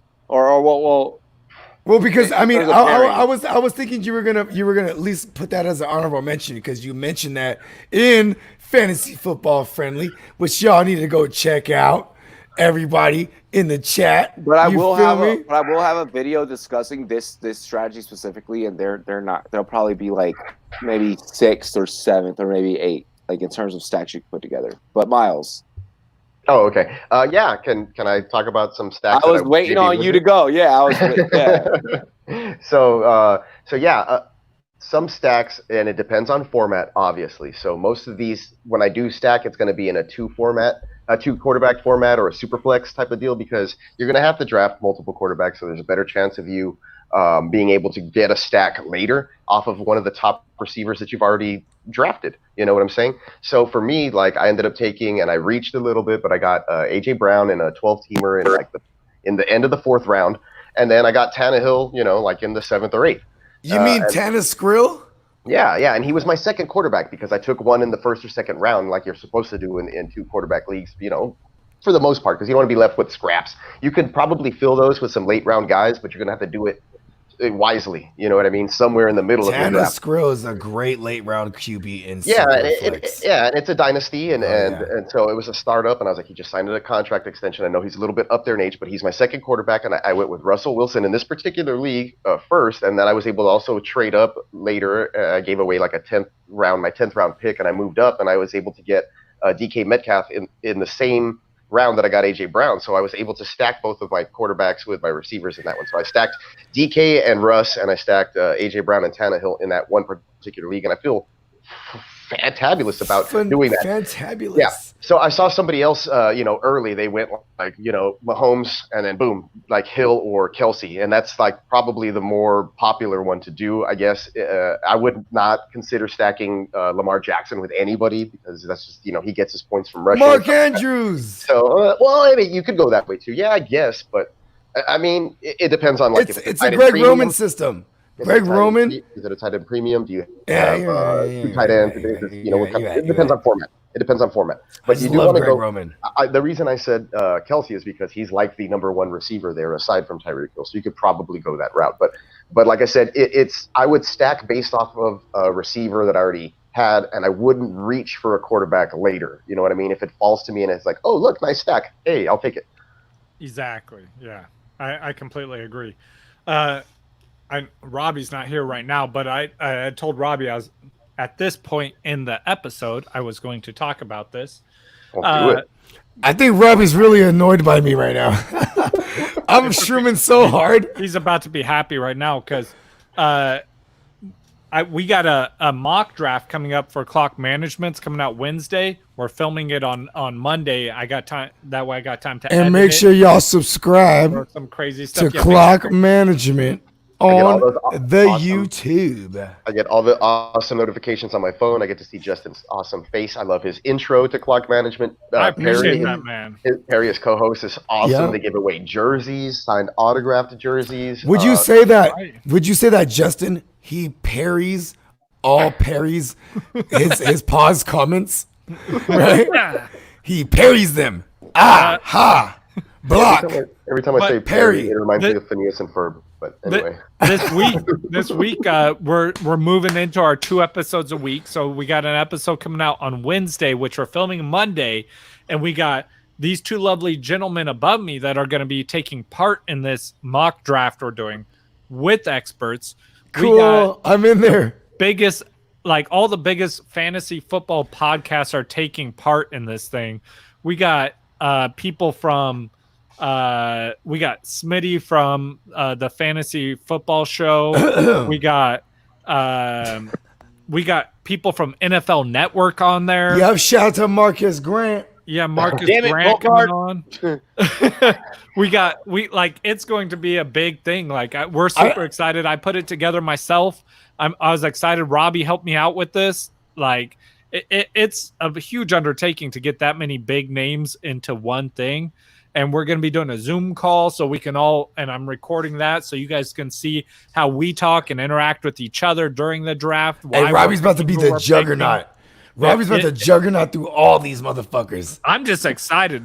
I love it because a lot of us have different strategies and I'm excited to show everyone why my strategy is the best. So, just throw it in there real quick. I was gonna say, shout out to Gemmo, man. My mentions are blowing up about that wager that he has with San Francisco because the fantasy football stoner comes in there real quick and he's like, "Oh yeah, the stoner is betting acres of weed." He's like, "I'll put acres of weed on it." Yeah. The fantasy Gandalf, goddammit. Gemmo's like, let's do it anytime. Let's go. Make sure that you guys do for real though. Tune in Wednesday, I believe. Will be the airing. Be out. You guys we'll be recording it Monday. We may BDGE. Yeah, we may shoot some behind the scenes. I don't want to spoil too many names. It's really going to be some big fucking names in the industry that we've assembled. We're going to be having promotions rolling out probably starting tomorrow. I think I'm gonna start my promotion game tomorrow. I haven't talked to Justin and see what he wants to do, but I'll probably start my promotion game. Actually, no, Sunday because I'm gonna be at the protest tomorrow. I'm doing it Sunday because tomorrow I got our episode coming out. For our show. The 2 episodes we're doing now a week, so we'll have 1 episode coming out tomorrow. I'm doing all my promotions. So we rocking Sunday. So no, Sunday we're gonna start promoting this. Yeah. Okay. Sunday, We'll launch all of our. Shoot me the thumbnails. Yeah, we'll have all of our promo launch. So make sure you guys tune into all of our social medias Sunday. That's at Clock Management on Instagram, at Management Clock on Twitter. That is at Rumboyz spelled with a Z Net. Everywhere that you can find me, at GMM Network, wherever you can find Bogart, and at FF Peacock on Twitter, and Muscled Up Miles on the gram. There's some underscores in the between all that stuff. Yeah, muscled _up _miles. I'm actually I'm a fan of saying that the FF stands for physique, even though physique is like pH, right? So that's how ignorant Bogart is. Well, yeah, I was You know gonna say, well, that just fucking. Listen, That's why he's a face on the panel and not a writer. Yes, I told you. I didn't say it though. You know what I'm saying? Hey, fellas, y'all ready to roll? Like I said, I didn't write it. Y'all ready to roll with this next fantasy football topic, though? Bust it, Admiral. Bust it. So, over the last 2 years, the tight end position has almost been a desolate wasteland. But from both dynasty and redraft purposes, we have to visit this position because this is honestly where a lot of guys out there are winning championships. Shout out to my homie our homie Mark Andrews for winning me a championship last year at this position, and so many others that helped people win championships last year. That's no other than the tight end position. T.J. Hockenson and Noah Fant both came from Iowa together in the same draft class. Who the Rumboyz had interviewed during their rookie year. Which one is going to have the bigger breakout season this year, and who are you going after first, if the opportunity presents itself in fantasy football? Peacock, first off, we're not starting with you, but I saw the little eyebrow raise. Calm your little horny ass down. Go with the Peacock. That was my son. He said he was going to come play his iPad on over here in the corner. That's just weird. You could have not even. It was like, yeah, man, just played it off. Let's just start with you now. He did the rock eyebrow lightweight. Like we're already in your box. I'm being truthful. Look, hold on.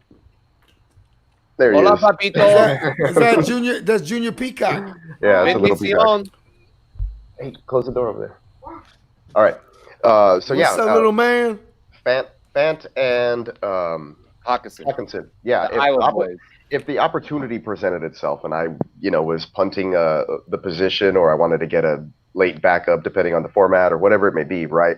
I would, if choosing between the two, I would lean towards Hockenson, simply because we talked about Matt Stafford having a great year, possibly coming back. He was on a good pace last year before the injury, has a good connection with everybody. Fan dropped a lot of passes last year.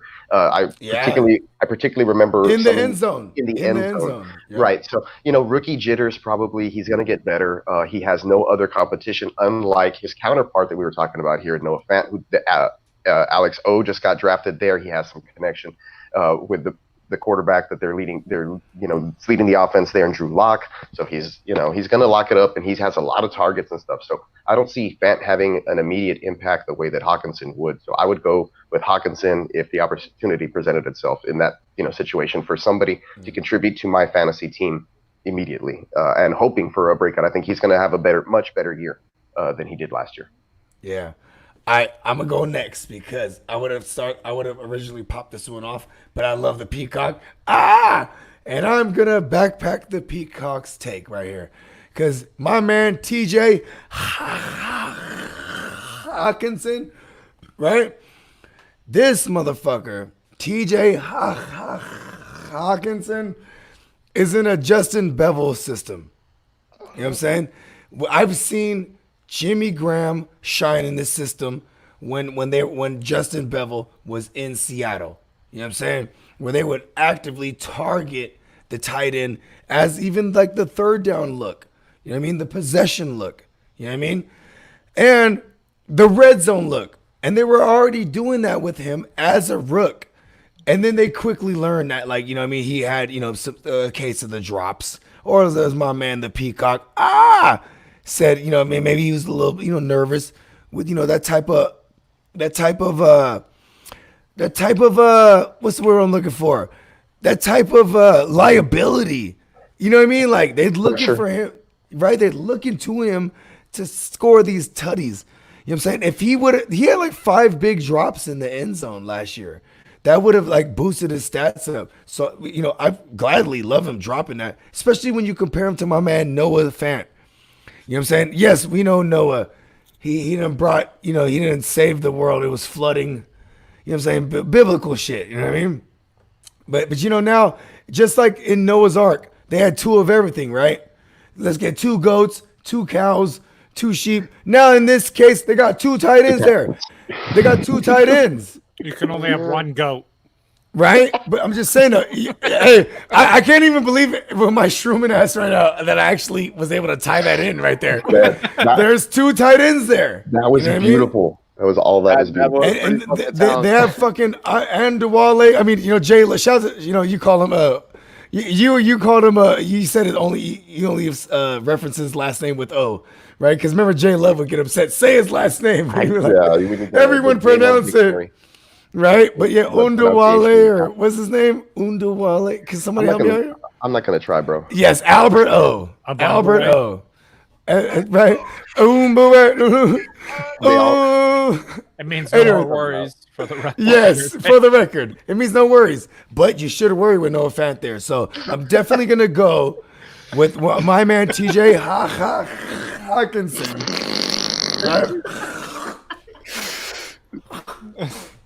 Hawkinson. We're so pissing off someone with that. Like, someone's like, he's making fun of my accent.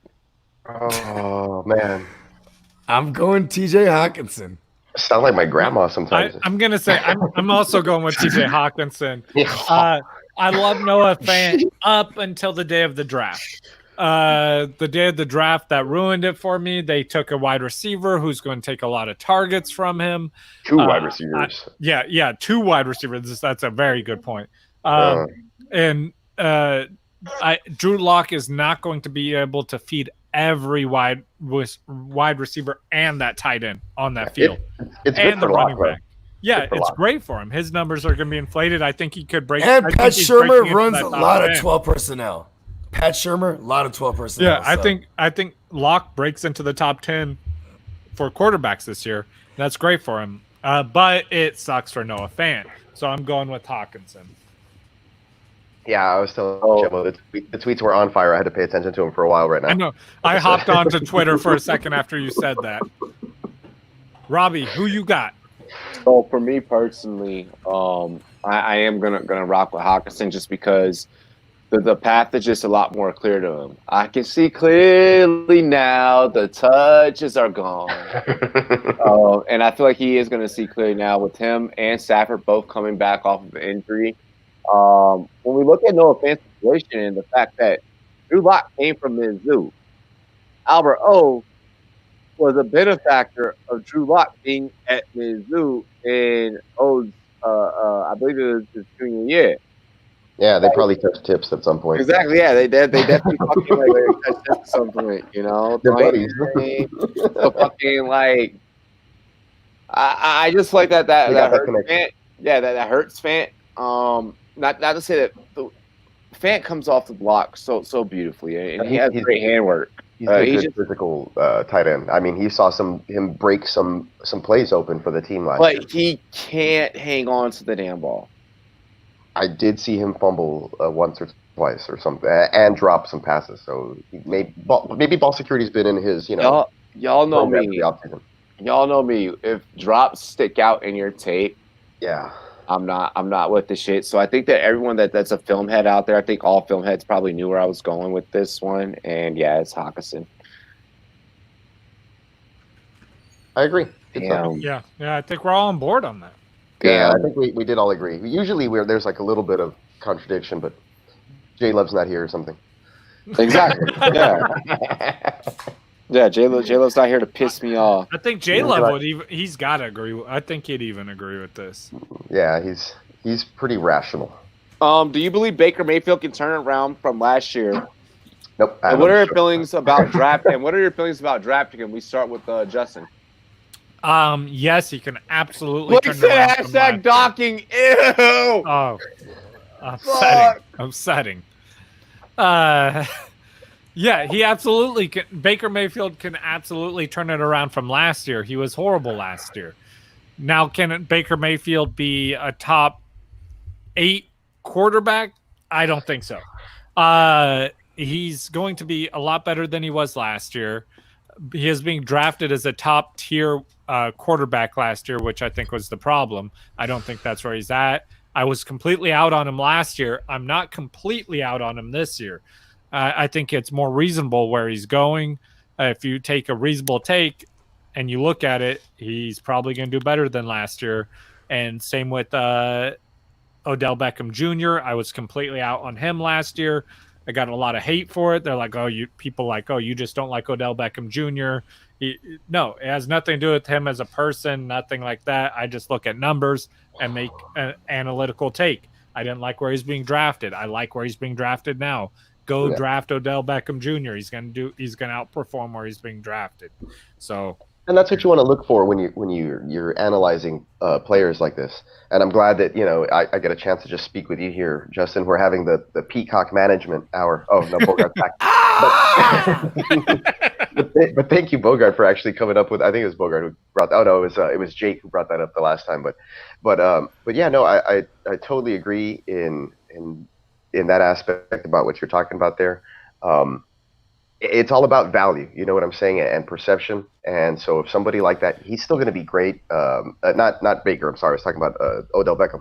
But like Jarvis Landry's a constant there in that offense. I know that he also had some injuries and stuff like that. But they went ahead and they brought Austin Hooper in inexplicably. But they have two great running backs there, and one who can really do some damage in the passing game as well. And they could split him out a little bit, line him up wide. Yeah, too many weapons hurt.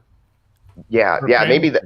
Yeah, the many weapons hurt the other players. But Baker, it sets up Baker. It's great. Yeah, it sets, like we were talking about with Drew Lock, it sets up Baker to take a step forward because he had such a shitty year last year. There was, and this is, I think, the first time I actually cussed tonight, which is strange, but because normally I'm flying off the handle. I already swore. I'm sorry, and it's my son's over there. My son's over there, so I'm trying to keep it cool. But the Baker bouncing back should almost be inevitable. He needs to take a step forward, and I know it's another coach. And I know he's the Browns quarterback, but yeah, and it's tough because the franchise just being in the Browns means you have to lose close games and not be good or something like that. But he should be able to take a step. Justin, drink to it. Justin just raised his glass and drink to it. No, but he should be able to take that step because, like you said, he has all these weapons in place and.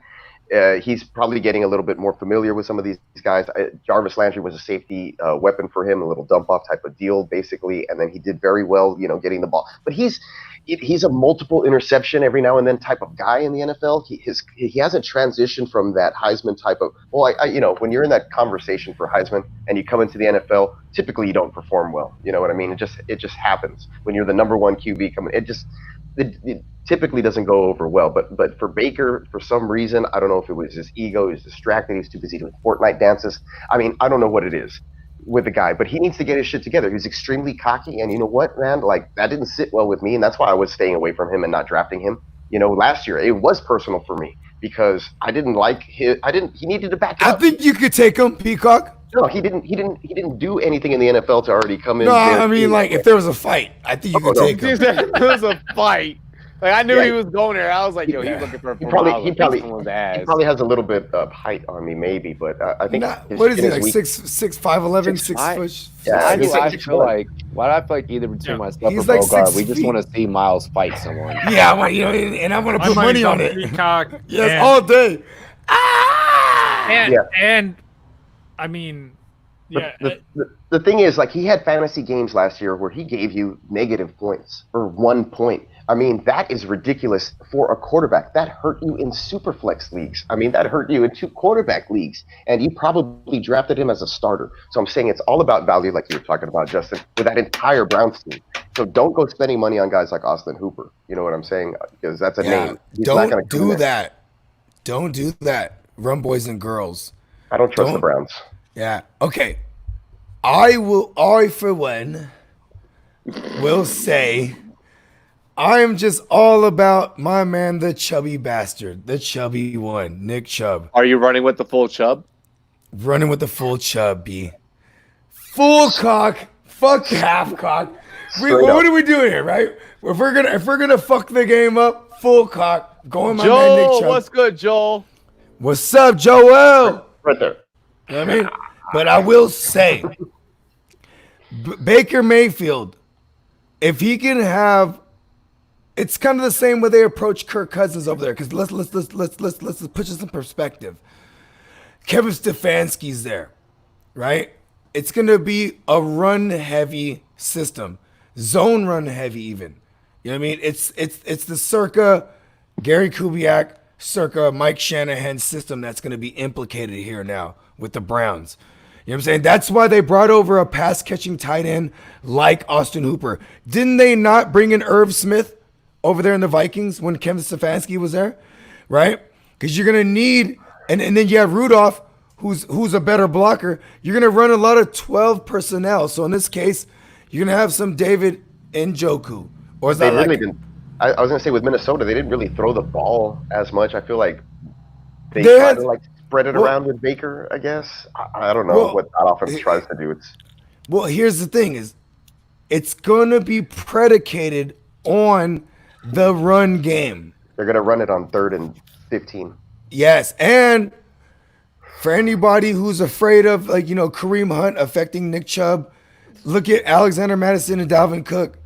You know what I'm saying? You were able to even at times flex Alexander Mattison because they're gonna run that much.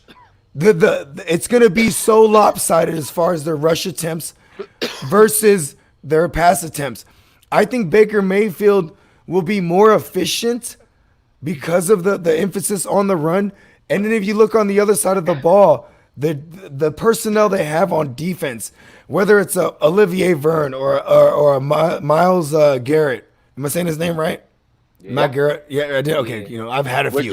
Which are great IDP pickups. Bogart, yes. I want to hop in here real quick. Yes, let's go. And say real quick, what you're talking about is a great point. Because a lot of people look at how the Browns ran their offense last year, and they're thinking it's going to be the same thing this year. No, so they're gonna run that. Those two running backs are stealing from each other, or But like you said, you got maybe the volume goes up for both. Yeah. Well, and then also you got to look at the coach that came over from the Vikings and how they ran their offense. Yep. So now you're going to see more of that type over there. Nick Chubb is going to feast. Yes. You don't have to worry as much about Hunt stealing from him, but Hunt will still be valuable as a handcuff, super valuable. You're locking in a top 12 running back. At minimum, as long as you have the two. If you have Chubb, get you some Kareem Hunt. And now to go back to the actual question, because I always just dance around it before I fucking actually answer the question. Yeah, you like a little foreplay, and that's cool. Yeah, you know what I'm saying. You gotta warm up the machine. You gotta warm up the machine before you hit the jackpot. Cling, ling, ling, ling, ling. You know what I'm saying? Yeah, nobody wins on the first pool. Exactly, right? So, and you know who doesn't win on the first pull either? Baker Mayfield. And I think even though this is the second pull as far as year or third as far as years, right? He got some pull. He got some pull in the fucking parking lot of a cheesecake factory in Cleveland. I see that. So if you check out the Browns draft grades article that's out on Rumboyz that I edited earlier for, I believe, Connor, one of our writers, Connor Burke.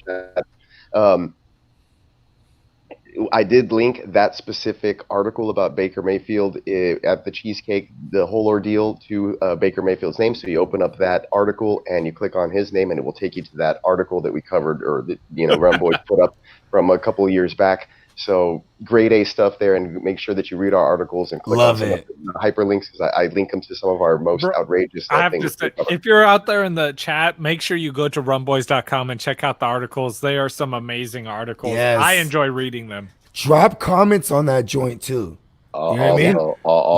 Whether you agree or disagree, you know what I'm saying? Just we want to hear from the people. And fucking comment on the goddamn articles. Okay? There you go. Listen, put these goddamn writers to work. Hate them. And please get one of them to write a Brandon Cooks article already. Elbow nudge. He's like, yeah, come on, right? Brandon Cooks already. I have one. It's a little old. It was about the move when he first got traded and what he could bring to the team. But I need to do a fantasy one, and my projections are coming because we've been talking about projections, and I did them last year, and they were fun. And I have all my spreadsheets ready to rock and roll for this year, so I might as well just get busy. And I might have to go dark for a little bit. Miles, I saw you retweeted my tweet recently. I did, and I was very interested in everything that you have to tweet. So that you're able to fucking hire your own staff to help you as well, right? I need to reach out to. gonna diversify Rumboyz, and I might. I feel bring like on Brandon some Rum Cook though is girls. something that that Peacock does not want to have another writer do because this is something he would enjoy so much to write. Yeah, I mean, well, you know what? All birds in this case, the peacock, they gotta have a flock. But I'm just Let saying, him he was fly. saying, Let he him was saying, fly. he was saying, he's like, I'm gonna have to go dark, and I mean, like, we can't really have him of all people. Oh, yeah. Go dark. If Yeah. anyone on the writing staff, he is the last person that's allowed to do it. Yeah, You I have you gotta let him fly. I do want to a solve buddy my of mine who might be able to help me out. in true Bogart fashion, to make a long story longer, right? And I mean a long story short. You know what I mean? Why? I mean a long story short. Like I said in Bogart fashion, when I say a long story longer, I'm saying a long story short. But to make a long story longer, Baker Mayfield in Superflex redraft leagues is my favorite third quarterback to have, as well as Jimmy G. All right, I'm gonna put it to y'all like this. I'm not drafting fucking Baker Mayfield. He burned me last year. Baker Single Mayfield. quarterback, I'm not drafting. Baker Mayfield, you can suck a bag of them gummy things that were in Superflex. AB's side door of his goddamn Porsche, okay? Fucking Baker Mayfield. Porsche. Next topic. I was hoping that someone was gonna have optimism. They're like, I think he'll bounce back, but I forgot. I mean, we all think he's gonna get better. Yeah, come on. we And should be I better. immediately went straight to Nick Chubby, the chubby one, the chubster. You know what I mean? not- But Justin, Like I said, I made it personal, bro. Justin, we got to remember that the analysts that we're dealing with here, this is the Rumboyz fucking That's fantasy true. Like, fucking network. I have to say, we all think he's going to get better, but if you're going out there to your general audience out there, Like, who if you go to ESPN, they're going to be like, yeah, you're drafting Baker Mayfield. no, that's not What true. are you Yeah, doing? don't do This that. is Last year- racist. I have to Last say, year, when Baker I was say he's quarterback- he was like going pre-drafts like quarterback 6 or 5 ahead of Deshaun Watson. 5. Ahead of Deshaun Watson and stuff like That that. was the R word. And That's the so- R word. Yeah. Some special shit happened on that day. But like, So- that's the thing. Like, yeah, he's going to get better than he did last year, guys. That does not mean he's good. That No, doesn't yeah. mean he's good. Where does he stack up against other Can we see what quarterbacks? Baker Mayfield did last year? No, dude, I'm telling you, he had like a negative game, a 1-point game. The Patrick Mahomes Hell no, owner, I saw that list. I don't like that you put Deshaun Watson in that list. How Leave many Watson, passing yards maybe. did Baker Mayfield have 2019 regular fantasy season? Hey, yo, a group of peacocks is usually called a party, fellas. Oh, I like that shit. Thank you, Blake St. Clair. My man. Hell yeah. Oh my God. Baker Mayfield had 3,800 passing yards. I'm out. Damn, I didn't realize that. It's not bad. That's But whoa. Not great. I'm just saying though. It's Yo, good. It's good. That's we good do need a yardage. Seahawks rider. I'm gonna be It's good honest. yardage. We do How need are a the Seahawks TDs? rider. Wow. I'll be the Seahawks rider. How are the Justin, his for interceptions? once in this company, you went up for a job and you did not get it. Yo, Justin, you got XO without even wanting it, but for once in this company, Yeah, you're not. it's that denied stamp? Denied. I can't wait till when Robbie sends us these media passes, bro, and we have to go cover these local teams, bro. Bro, Dude, I'm gonna I'm kill it. in That's all I there. gotta say. Bogart, I'm scared for you, but at the same time, I'm excited. Dude, I'm Yes. in Seattle. Be I'm afraid. already- The right Robbie, guys. that's what I'm saying. I'm already in Seattle. I'll go cover it. I don't want you showing up in a Debo Samuel jersey. Like, hey, what up, bitches? Like, I'm here to Justin's interview gonna you. have an 8-pack now. All of a sudden, Justin has an 8-pack. What the fuck? God damn it. He's like, Miles, hold my beer. you guys interested in finding out like the next like big Hall of Famer, right? Right? Alrighty, so is DeAndre Hopkins the next great Hall of Fame wide receiver of this generation, given the quarterback play he has dealt with? You touched on this earlier, Bogart, but we're not going to start off with you because I don't like the way that you start off earlier. So you're going to chill for a minute. Hey, listen, yeah, We're put me starting off last. with I love Justin. going last. No, he is not, and I'll tell you why. We're Because starting off with Julio Justin. Jones is. Julio Dude, Jones is still you stole- playing. you He's stole my right take. there in You front stole of my- us. You stole my take. Look You at stole him. my take. He is the Hall of Famer of our generation right now that is underappreciated. Are we not including Go Michael watch- Thomas? Go watch him. Oh. I'm including Bogart, Michael wait your Thomas. turn. Okay. Julio Jones is that man. Go Fine, Justin. watch him. Fine, Like Justin. I Julio got you. Jones is I got already you. there. Hey, Michael Thomas, he had a fantastic season or two. Okay, go ahead, Peacock. I'll match you one Larry Fitzgerald. That's all I wanted to say.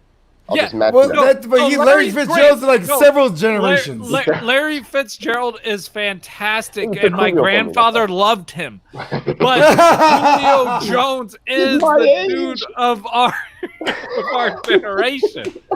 I'm not putting Larry in this category. Larry is a shoo-in. Larry is the Frank Gore of wide receivers. He just doesn't go away. He's still there. He's still performing, and he's still a decent wide receiver. But he took Julio is amazing. He's been amazing. He's been elite, and he has not fallen off ever. So, like, all these things we talk about these other wide receivers doing, Julio's already done it. Like, and he's still here. He's still playing. Like, that is the dude. Like, I love D-Hop, but Julio's that man. Totally agreeing, man. And it's not D-Hop hate. Like, I was well prepared to come in and tell you, all the great things about D-Hop. Exceptional route running, best hands. I set this up for you, by the way. Yeah, no, I'm pretty sure you did. Like, Peacock's going to be on the panel. Let him talk about, DeAndre Hopkins. And, I have, like I said, jerseys in my closet, and I appreciate everything that he did for the Houston Texans organization because Why they take him out of the closet? Because he had shit there. Well, yeah. Well, I gave away put him on the wall. Autographed D-Hop jersey a few months ago.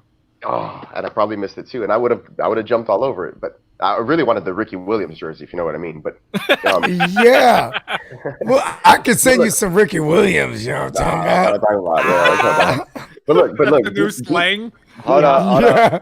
D-Hop, phenomenal talent. Did it with T.J. Yates. Did it with Brock Osweiler of all people. But like, he was the only guy on the team. As soon as Andre Johnson left, at like 2 years into Hopkins' career, then his career took off because he was seeing upwards of 150, 160, 170. He had 192 targets in 2016. Brock Osweiler shot him the ball 160 times. So last year with DeAndre Hopkins, one of the lowest that he's had since, Johnson was there on before him. He had 150 targets. So he was kind of, at this point, if you think about it, he was dependent on a huge sample of targets in order to produce, and Julio, his touchdown numbers have dipped or whatever, it may be inconsistent last year, but still great, still one of the best, always top of the conversation. Nook has been in there recently, only finished there once 2 years ago. I love how you call him Nook. Yeah. Nuke. You don't call him Nuke. No, it's not Nuke because Nook is actually what he was named after, and you. Okay. So I had it wrong. No. They call him Nuke now because he burns people. He's a bomb. He could go up. He's a fucking nuclear. Yeah, but it's not a nuke pacifier. It's a Nook pacifier. Yeah, but anyways, that's besides the point. That's besides the point. That's why I call him that. But anyway. Okay, word. Anyway. You learn something every day. Check it out, though. Hopkins has had better seasons with other quarterbacks besides Deshaun Watson, better numbers than he's had than when he was playing with Deshaun Watson. So why wouldn't they move on? Has Julio Jones ever been traded from his team? I mean, no. That's what I'm saying. So Justin stole what I was going to say, but kudos to you for we're in the same brain there. Great job there. You gotta stop putting Miles on the edges. Julio, so you can start him.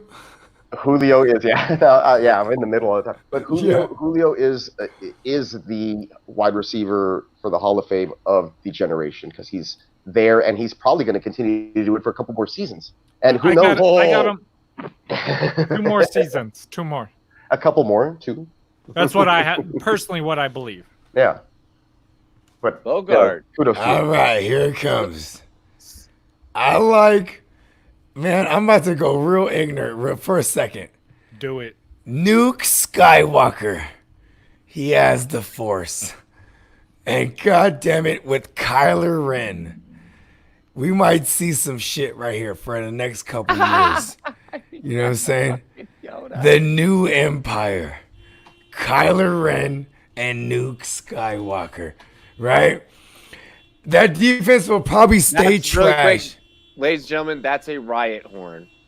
That's a fucking car alarm. Yeah, it's going down to where I'm from. I know. What, man? It's fucking madness. I remember before when we were off air before we started. No, just continue. Okay, yes. All right. God damn. I will say this. He might not be a Hall of Famer compared to his peers right here, because of the fact that you gotta get into the dance numerous times.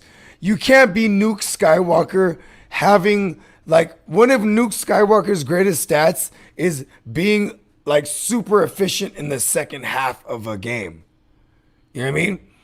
He actually is like leads the league in like second half production. That means like they might be playing from behind, so his numbers are skewed. You know what I mean? I understand that he's throwing shots at Michael Thomas. Like, listen, you have they're in a lot of close.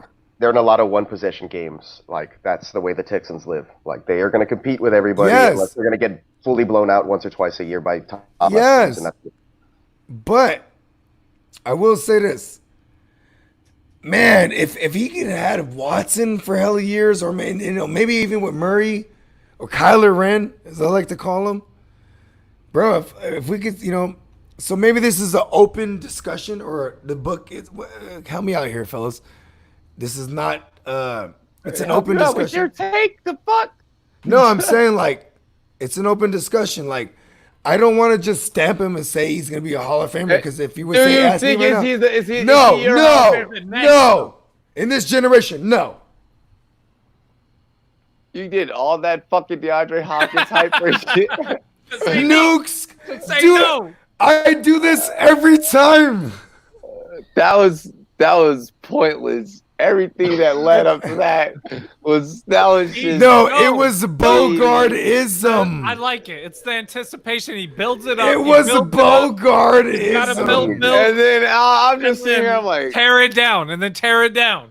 It's the Godzilla, He comes in with his Godzilla take. In y'all remember Rampage? Hell of a game. I love that game. Hell of a game. You can't tell, but he has a lightsaber because of my stupid green screen. Yeah. The field is green and the lightsaber is green. I love Nuke Skywalker though. I love him. I'm gonna just let that be. DeAndre Hopkins, if you see that later on, he's mad. I hope you get pissed. No, I told him, man. I mean, he's talking so much shit right now. He's like, I'm the best. He never did that when he was, maybe he did once or twice when he was in Houston. But right now, he's like, blatantly doing the offseason. I love me some D-Hop. He's great, dude. Look, he's an advocate for defending against domestic violence, obviously, with the things that happened with his mother. He's a great human being. Always contributed to the community of Houston. If you're an NFL player, don't ever get upset about a fantasy football or just any analyst take, because especially I'm not adding him like right this, now. There's already a dude here who's doing it. Like you still got to live up to what he did. Could D Hop outdo what Julio did? Absolutely, I think but he's not the next one. He's not the next one. I'm gonna say that Justin is absolutely fucking correct. Both Justin and Miles with their Julio Jones take. And of course, I'm always going to advocate for Julio because, I've had him like the last 3 years, and we just win championships together, Julio. You know how it is. He's still a fucking value right now. Yeah, he's about to have you. Bro, the fact that the fact that I got him in the fourth round, in a dynasty. Yeah, in a dynasty, thanks. I felt like the American Psycho. Which American Psycho? Part 1 or 2? The part 1. The part 2 is the one with Mila Kunis. Christian Bale one was kind of nuts. Yeah, the Christian Bale one was like cool. Yeah, it really was. No, but like for real though. So I'm gonna go against you fellas. Because yes, obviously because of the generation gap or the age gap between those two, Julio is the next one for this current generation. But God damn it, D Hop, you are a Hall of Famer. You will be a Hall of Famer. I think you play the game with so much passion, with so much heart. I think he will be a Hall of Famer, but that's not the question. It was the next Hall of Famer of this generation. From this generation. I think it's going to be Julio, definitely, because he's going to retire first, obviously, and then Hop needs to catch up. Because I definitely would have said my man Skywalker. He's a Skywalker. Hey, but Nuke is going to get there. Yeah. He's going to get there. Hey, no fantasy football. No fantasy football, period, right now. Whoa. D-Hop or Michael Thomas, who's better? D-Hop. Today? D-Hop. Frankenstein. D-Hop. Frankenstein. D-Hop. Are we talking today or prime? Like right now. Like right Frankenstein. D-Hop. Yeah. I still like D-Hop. I'm taking D-Hop. Yeah, I don't like I'm taking Frankenstein. I'm with Bogart. We got a 50-50 here. Oh, wow. We need a tiebreaker I'm taking Frankenstein. Let's get a tiebreaker from the comments, man. J Love's not here. Jimmo said D-Hop. Yeah, I'm a shout out to the icon. No, J Love vote don't count. He's an Arizona fan. No, but I actually, bro, J Love has been around for centuries. I actually buy into like everything he says. You know what I mean? He's a vampire. He's like a Kirsten Dunst interview with a vampire. Bro, he's like legit. Yeah, why you gonna do my man J Love like that? J Love been 17 for 34 years. 34, yeah, motherfuckers. 3,400 years. So Jimmo is the 2026. Jimmo's the deciding vote. He says D-Hop. Jimmo's the deciding one over on Twitter, bro. He's like, yeah, we'll take it. Oh, fuck yeah, Skywalker. I'll take that down. If we were asking a year ago or 2 years ago, I'm going with D-Hop. But that's why I'm still rocking D-Hop. I still think I'm taking my man Frankenstein because I've seen him in a small sample size do it with goddamn everybody. Teddy Bridgewater, even. You know what I mean? Fuck. No, D-Hop's done it like consistently. Yeah, you're right. With everyone else in the world, he's in a range where he's not going to dip below 1,000 yards, and he's not going to. I've seen Miles throw him a ball. You got to just keep throwing him the football. You know what I mean? Miles has thrown him a ball, and goddamn, he caught it with one pinky toe. Jimmo, we already had an Antonio Brown segment, okay? That I changed my mind. AB, the clown, he who shall not be named. Hey Jimmo, how about my Austin my Austin 316 shirt though, Jimmo? Hey, yep. I know Jimmo likes that. Victoria, Texas. Yeah. D-Hop is the final fucking answer. Let's go. Well, let's go, Skywalker. I'm not mad at it. Final question of the night. That's a tough one. So no more unnecessary clock at the end of the game, or no more eating unnecessary clock at the end of the game. For coaches like Belichick, Vrabel, who did it back and forth to each other, actually. Vrabel got Belichick back after Belichick did the Gase. Yeah, I like Vrabel for that, so I'm not going to tell him this second. Yeah. Exactly. But it's the things they think about when they're taking a dump in a draft. Fuck? Okay, Jerry Jones. With a clap back. Yeah, that is some Jerry Jones shit. I like to think about him in the shower. What? Right? Well, fucking pause is that. I like to think about him, drafting him and while I'm in the shower. Yes. I'm sorry, I did it again. I'm sorry, I did it again. Anyways, by competition committee prevents teams from manipulating the game clock by committing multiple dead ball fouls while the clock is running. How do you feel about this loophole now being closed? Now, first off, for all the viewers out there, once again, how I talked about how Belichick did this to Gase, and then Belichick ended up getting bit in the ass later in the playoffs to when Vrabel did it back to him to eliminate the Patriots from that round. Now, Robbie, I know this ain't my take first. But I'm stealing it because I am the clock. I would say you go first. I actually want to take a piss. You're going to go first. Go ahead. Give him first. You go first. We could use you taking a piss, Bogart. It's okay. Yeah, yes. and I am the Robbie's clock. really upset with me tonight. I am No, the clock, I actually love you tonight. But I don't have J Love here, so I can have that banter with you. Rob. So I'm just having that banter with you, bro. It's just all love. Peacock looked like the dude from what's it called? No, that part of fucking Demolition Man when they're about to get it on. I was going with the dude from Mortal Kombat, the new one. Or the newer ones. He's got the red sash over his eyes. I don't even know his name. I don't know. I can't remember his name. But I'm definitely probably going to play that game high as fuck later. Yeah, that dude's a badass in that game. I never picked that character. That's what happens. I don't remember his name. Miles, let me get into the ass, X-Men right, motherfucker. Yeah, take that off. You fucking kill everyone. Okay, Tiesto. Okay, let's get into this though. We're talking about this rule change that prevents these people from running the clock. Johnny Cage. It's not Johnny Cage, Jimbo. Johnny Cage has eyes. He meant the red sash around the waist, not around the eyes. Oh, yeah. No, that's Luke. That's Justin. Whatever. I'm sorry. I got distracted again. Anyways, we're talking about the clock. It always takes us like 45 minutes to do the last topic. I know, right? Hey, this is our new segment, On the Clock with the Clock. On the Clock with the Clock. We got about 45 minutes for me to get to the point. So, we're talking about these dead ball fouls. Okay, there you go. First of all, I love it. Like, you need to get rid of this rule or how the rules were made. Like, I took advantage of this shit in Madden for years. But I'm happy that they're getting rid of it to make football more competitive, more fair. Like, it's a loophole. It's an oversight. It's not something where the rules were meant to work this way. It's like when the who was it? The AKA Packers. cheating. Yeah, the Packers player who I think is Packers who got the kickoff, but he laid down so his toes were out of bounds and grabbed the ball. So it was considered out of bounds. You get the ball on the 45-yard line.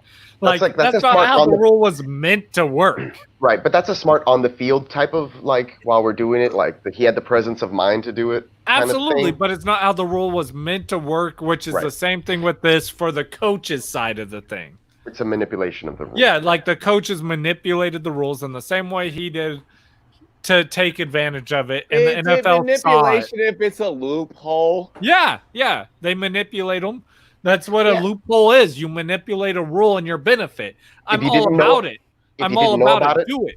If you didn't know about it, you can't manipulate it, right? Yeah, do it. I'm all about doing it, but I'm also all about closing loopholes. Like, if that loophole exists, take advantage of it. Be smart. You are. It's like Battleship for being smart. It's just Battleship, you know. Yeah, you have an advantage for being smarter than the other. Battleship sunk. But I also am all about eliminating those because that's not how the game was meant to play. But take advantage of it. If there's not a rule against it, do it. Uno, Monopoly, Battleship, Jumanji, and a bunch of other shit go crazy here at my household. But anyway. I've never actually played Jumanji. It's my least favorite. I like my house too much. Like, I don't want. No, it's not the actual. Okay. Yo, do you know how you get out of the job? I'm so afraid to play Jumanji just because of that. Yo, Bogart could not play Jumanji because it would actually happen. Shrooms. Because it's shrooms. Bro, I'd be like, oh my god.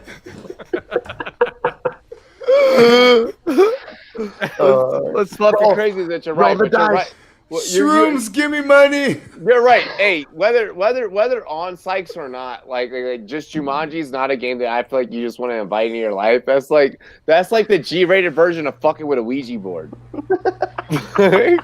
Listen, no one fuck with Ouija boards except for the Raiders organization. Oh my wow, Bogart! Holy shit! The Raiders organization legit was like in the draft. They had conjured up the spirit of Al Davis, and it was like, give me the fastest guy, Henry Ruggs. Tell me that wasn't fucking Al Davis shit. Tell me. This segment had nothing to do with the now Vegas Raiders. Just saying. Henry Ruggs. Oh my God. No, you just took a shot. You're just like, should we draft Henry Ruggs? Bitch. I'm a nigger. They hate us. They hate us. Stop breathing. We're territory enemies. My gosh. All right. They're not even here no more. They're not even in the Bay no more. We shall rule the Bay Area.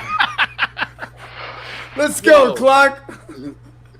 We're not even Bogart. That was your take. And it's not even Bogart's take. Yeah, that was. But that was boom. Drop the mic. Yeah. This might be actually one of the rule changes the NFL finally gets right for once. I know that they've failed with the pass interference review. It's no longer going forward this season. Robbie, look at the chat. I think we talked about it once or twice before that they should implement some more things from the XFL, but this is good. I'm all for closing loopholes as well. I don't like people trying to manipulate the game and make it something that it wasn't intended to be. Something. Oh, kimchi? No, Kenshi. That's a character from I like Combat. Yeah, the blind guy. Yeah, that was Miles. The blind guy. Hey, Yo, Kenshi was right. Yo, Miles and that motherfucker look alike too. Holy shit. Yeah, that's what I'm saying. Brody, oh my god. Bro, I didn't even realize that you were my favorite character in Mortal Kombat, Miles. The blind guy was so hard. Bro, he had the force. Phrasing, Bogart. Thank you. We got the next Rumboyz After Dark thumbnail. Ooh. Oh. Ooh, can I be Baraka?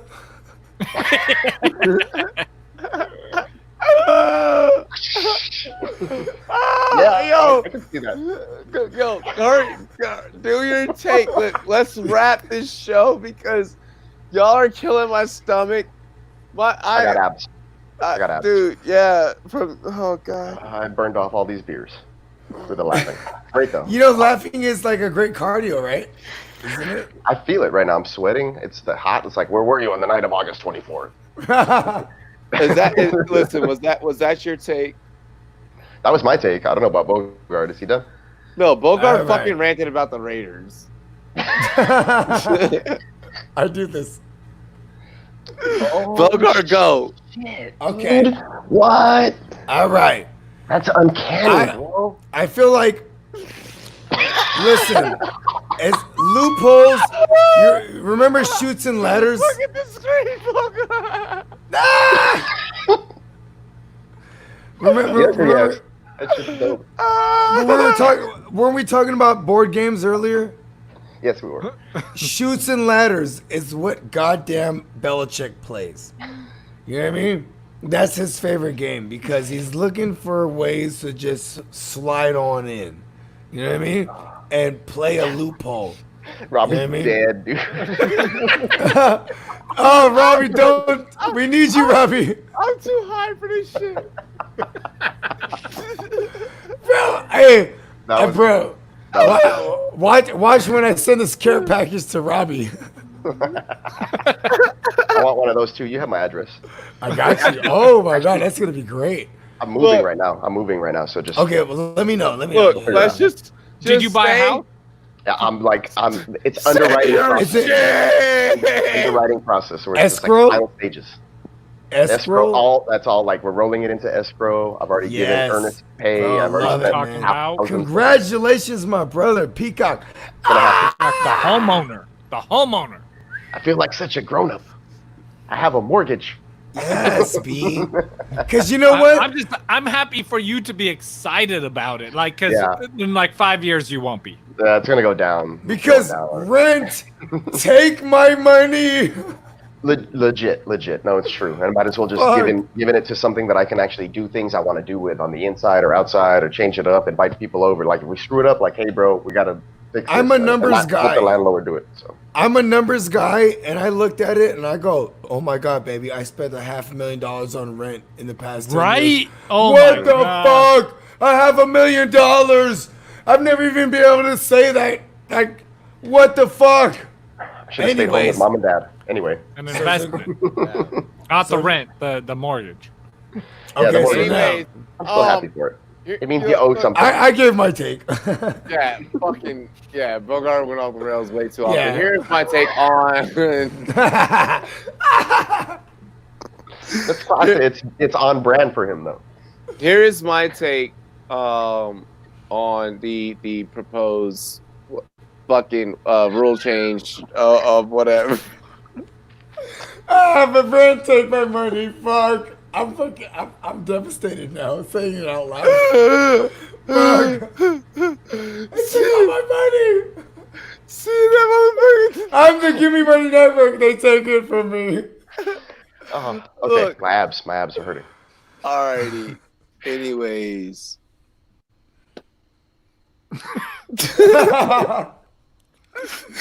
Read the question again. Like, yeah, you know what? I'm so happy this loophole is closed. No one can run the clock at the end of the game for no bullshit. If you gotta go for it on 4th and 15, you gotta go for it on 4th and 15, and you now know that you're not gonna have to worry about the situation of, yo, I gotta go for it on 4th and 15, and that ain't gonna be some bitches and some bitches. Some bitches. I love the accent on that one. What were the penalties? I love the accent on that one, Rob. So like what they would do, what they like go like delay a game, and then like after delay a game they would intentionally false start, or about to punt it, like punt it, and then they're like, let's get some more yardage. Boom. Yeah. Ladies and gentlemen, listen. You love this show. You are here for this show. You watch this show. I fucking know why, and I want to say that with confidence at the same time. Like, I don't know. Like, you're fucking here, and you love it, and we love making this show, and this is probably the most fucking fun that we get to have in the week, especially a week that I'm sure a lot of us have had to. We were like, deal with some bullshit. Like, America, do better. Like, do you see? Listen, I want to point out one fucking thing for America. Let me move my grinder so I don't knock over my upside down glasses is gonna be a thing. That's cool. Listen, America. Yo, hang on. I got a pair. Wait. Yeah, I was about to say, go pack that ism from that said grinder. You know what I mean? It's over there. All right. Hey, yo. Real deal. Yeah, bust it. Listen. Oh, real deal's in the comments too? No. I'm sorry. Oh, okay. I can't read right now because I'm on mushrooms. Hey, America, do you see this fucking wild bunch right here? Do you see this? Listen, we have freaking white people. We have Filipino people. We have Mexicano people up in this biatch. We got black people up in here. And Dominicano. I'm Puerto Rico. I'm Dominican, Jamaican, Italian, but goddamn it, motherfucker, I say it loud. In the words of James Brown, I'm black and I'm proud. Wow. We are rocking upside down shades. Like, listen, yeah, we are just being complete goofballs. We are having fun. We're trying to cause a distraction for everyone else, but listen, at the end of this stream, the real world is still going to be. And the real world is still going to persist. And with that being said, look at this cast. Look at this crew. Look at everything that we do and that we provide for you. Look at how there's plenty of times on this show where we disagree. I'm like, God damn it, J-Love, I want to go at you. Bogart, I want to go at Miles. Justin. But you know what? We fucking love each other and we get it done. America, learn how to operate like the Rumboyz. America, learn to operate like a fucking football team. Or like, what happens in a freaking locker room? Everyone gets together. They're all from different places of the world. Learn how to operate like the military. We're all from different places in the world. We all come together and we're like, you want to live? You trying to? All right, cool. Hey, yo, you trying to go get this championship on the field? Yo, all right, bet. All right, cool. Yo, the Rumboyz, hey, yo, we got a show to film. We're trying to get this done and be the best fucking podcasters and the best crew in the game. I want to hop in about the military portion. Like, I remember something I was told when I was a private. Like, it doesn't matter what your personal feelings are about anything, how you care about any race. I guarantee you, if you're upside down in a vehicle that's on fire after you just got blown up, you don't care what color the hand is that's reaching in to pull you out. You're going to grab that hand and you're going to be thankful.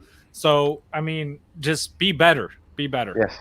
Exactly. And I do want to backpack that, saying that in this Corona climate confinement, God damn it, it's like a sci-fi movie. When the aliens come to try to take over the earth, us as humankind should band together. And with the goddamn Corona going on, we should be fucking unified. And then there's still going to be this goddamn bullshit, injustice, fuckery.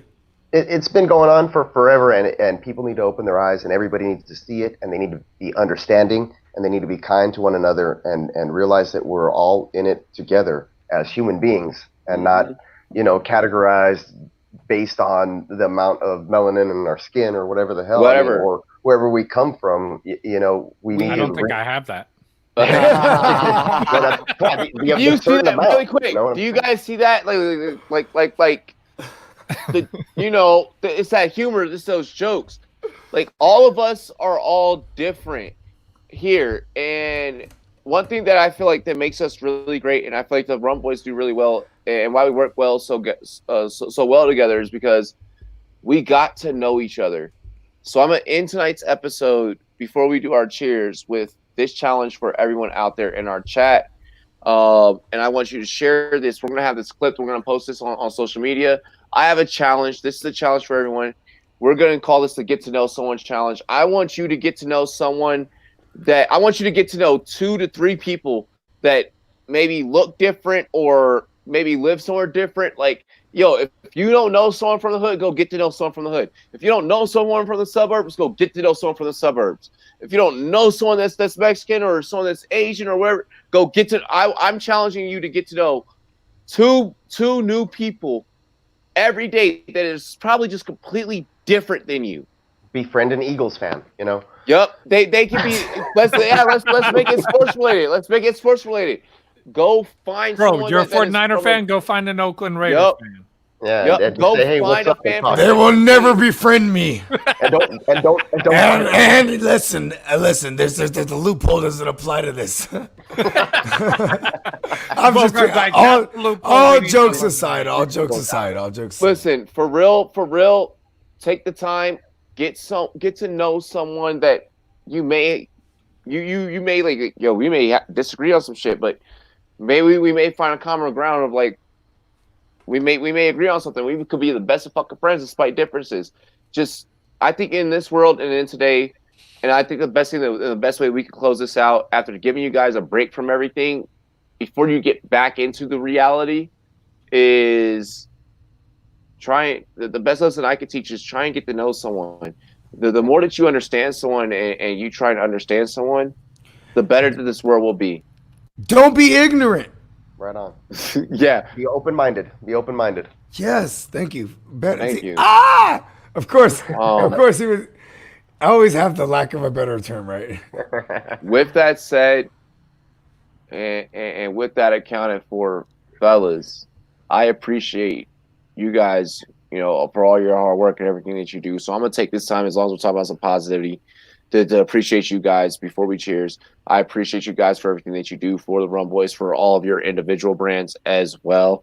It's a beautiful thing that we got going on, and I appreciate the fact that we could probably be an example, and people should look at this. So yeah, man, we're a pillar, bro. And Robbie, we got to bring Tyler Moss on next week. Him and Peacock, they just got to meet face to face. Yeah, it's gotta happen. I got $2 shades on that I stole. Have we not? That drives them crazy. Bro, I want you to. Hey, listen, Peacock. I want you to go to like the nearest gas station. Bro, I got just these grab for free. whatever $2 stunners over there. Where I'm from, we call them stunners. I got these for free. I got these for free at the 49ers game I went to. Love them.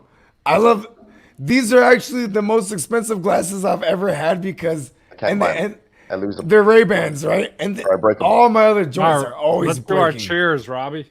Hey, let's do this, fellas. Cool glasses, bros. Cheers to me. Cheers to me. Cheers to you, all the Rumboyz and girls. What it do, dilly. I appreciate all of you. We out of this biatch. Peace and love. Tyler Moss in the chat. Tyler Moss. He said, "I'm shirtless, wearing glasses. Let's do this."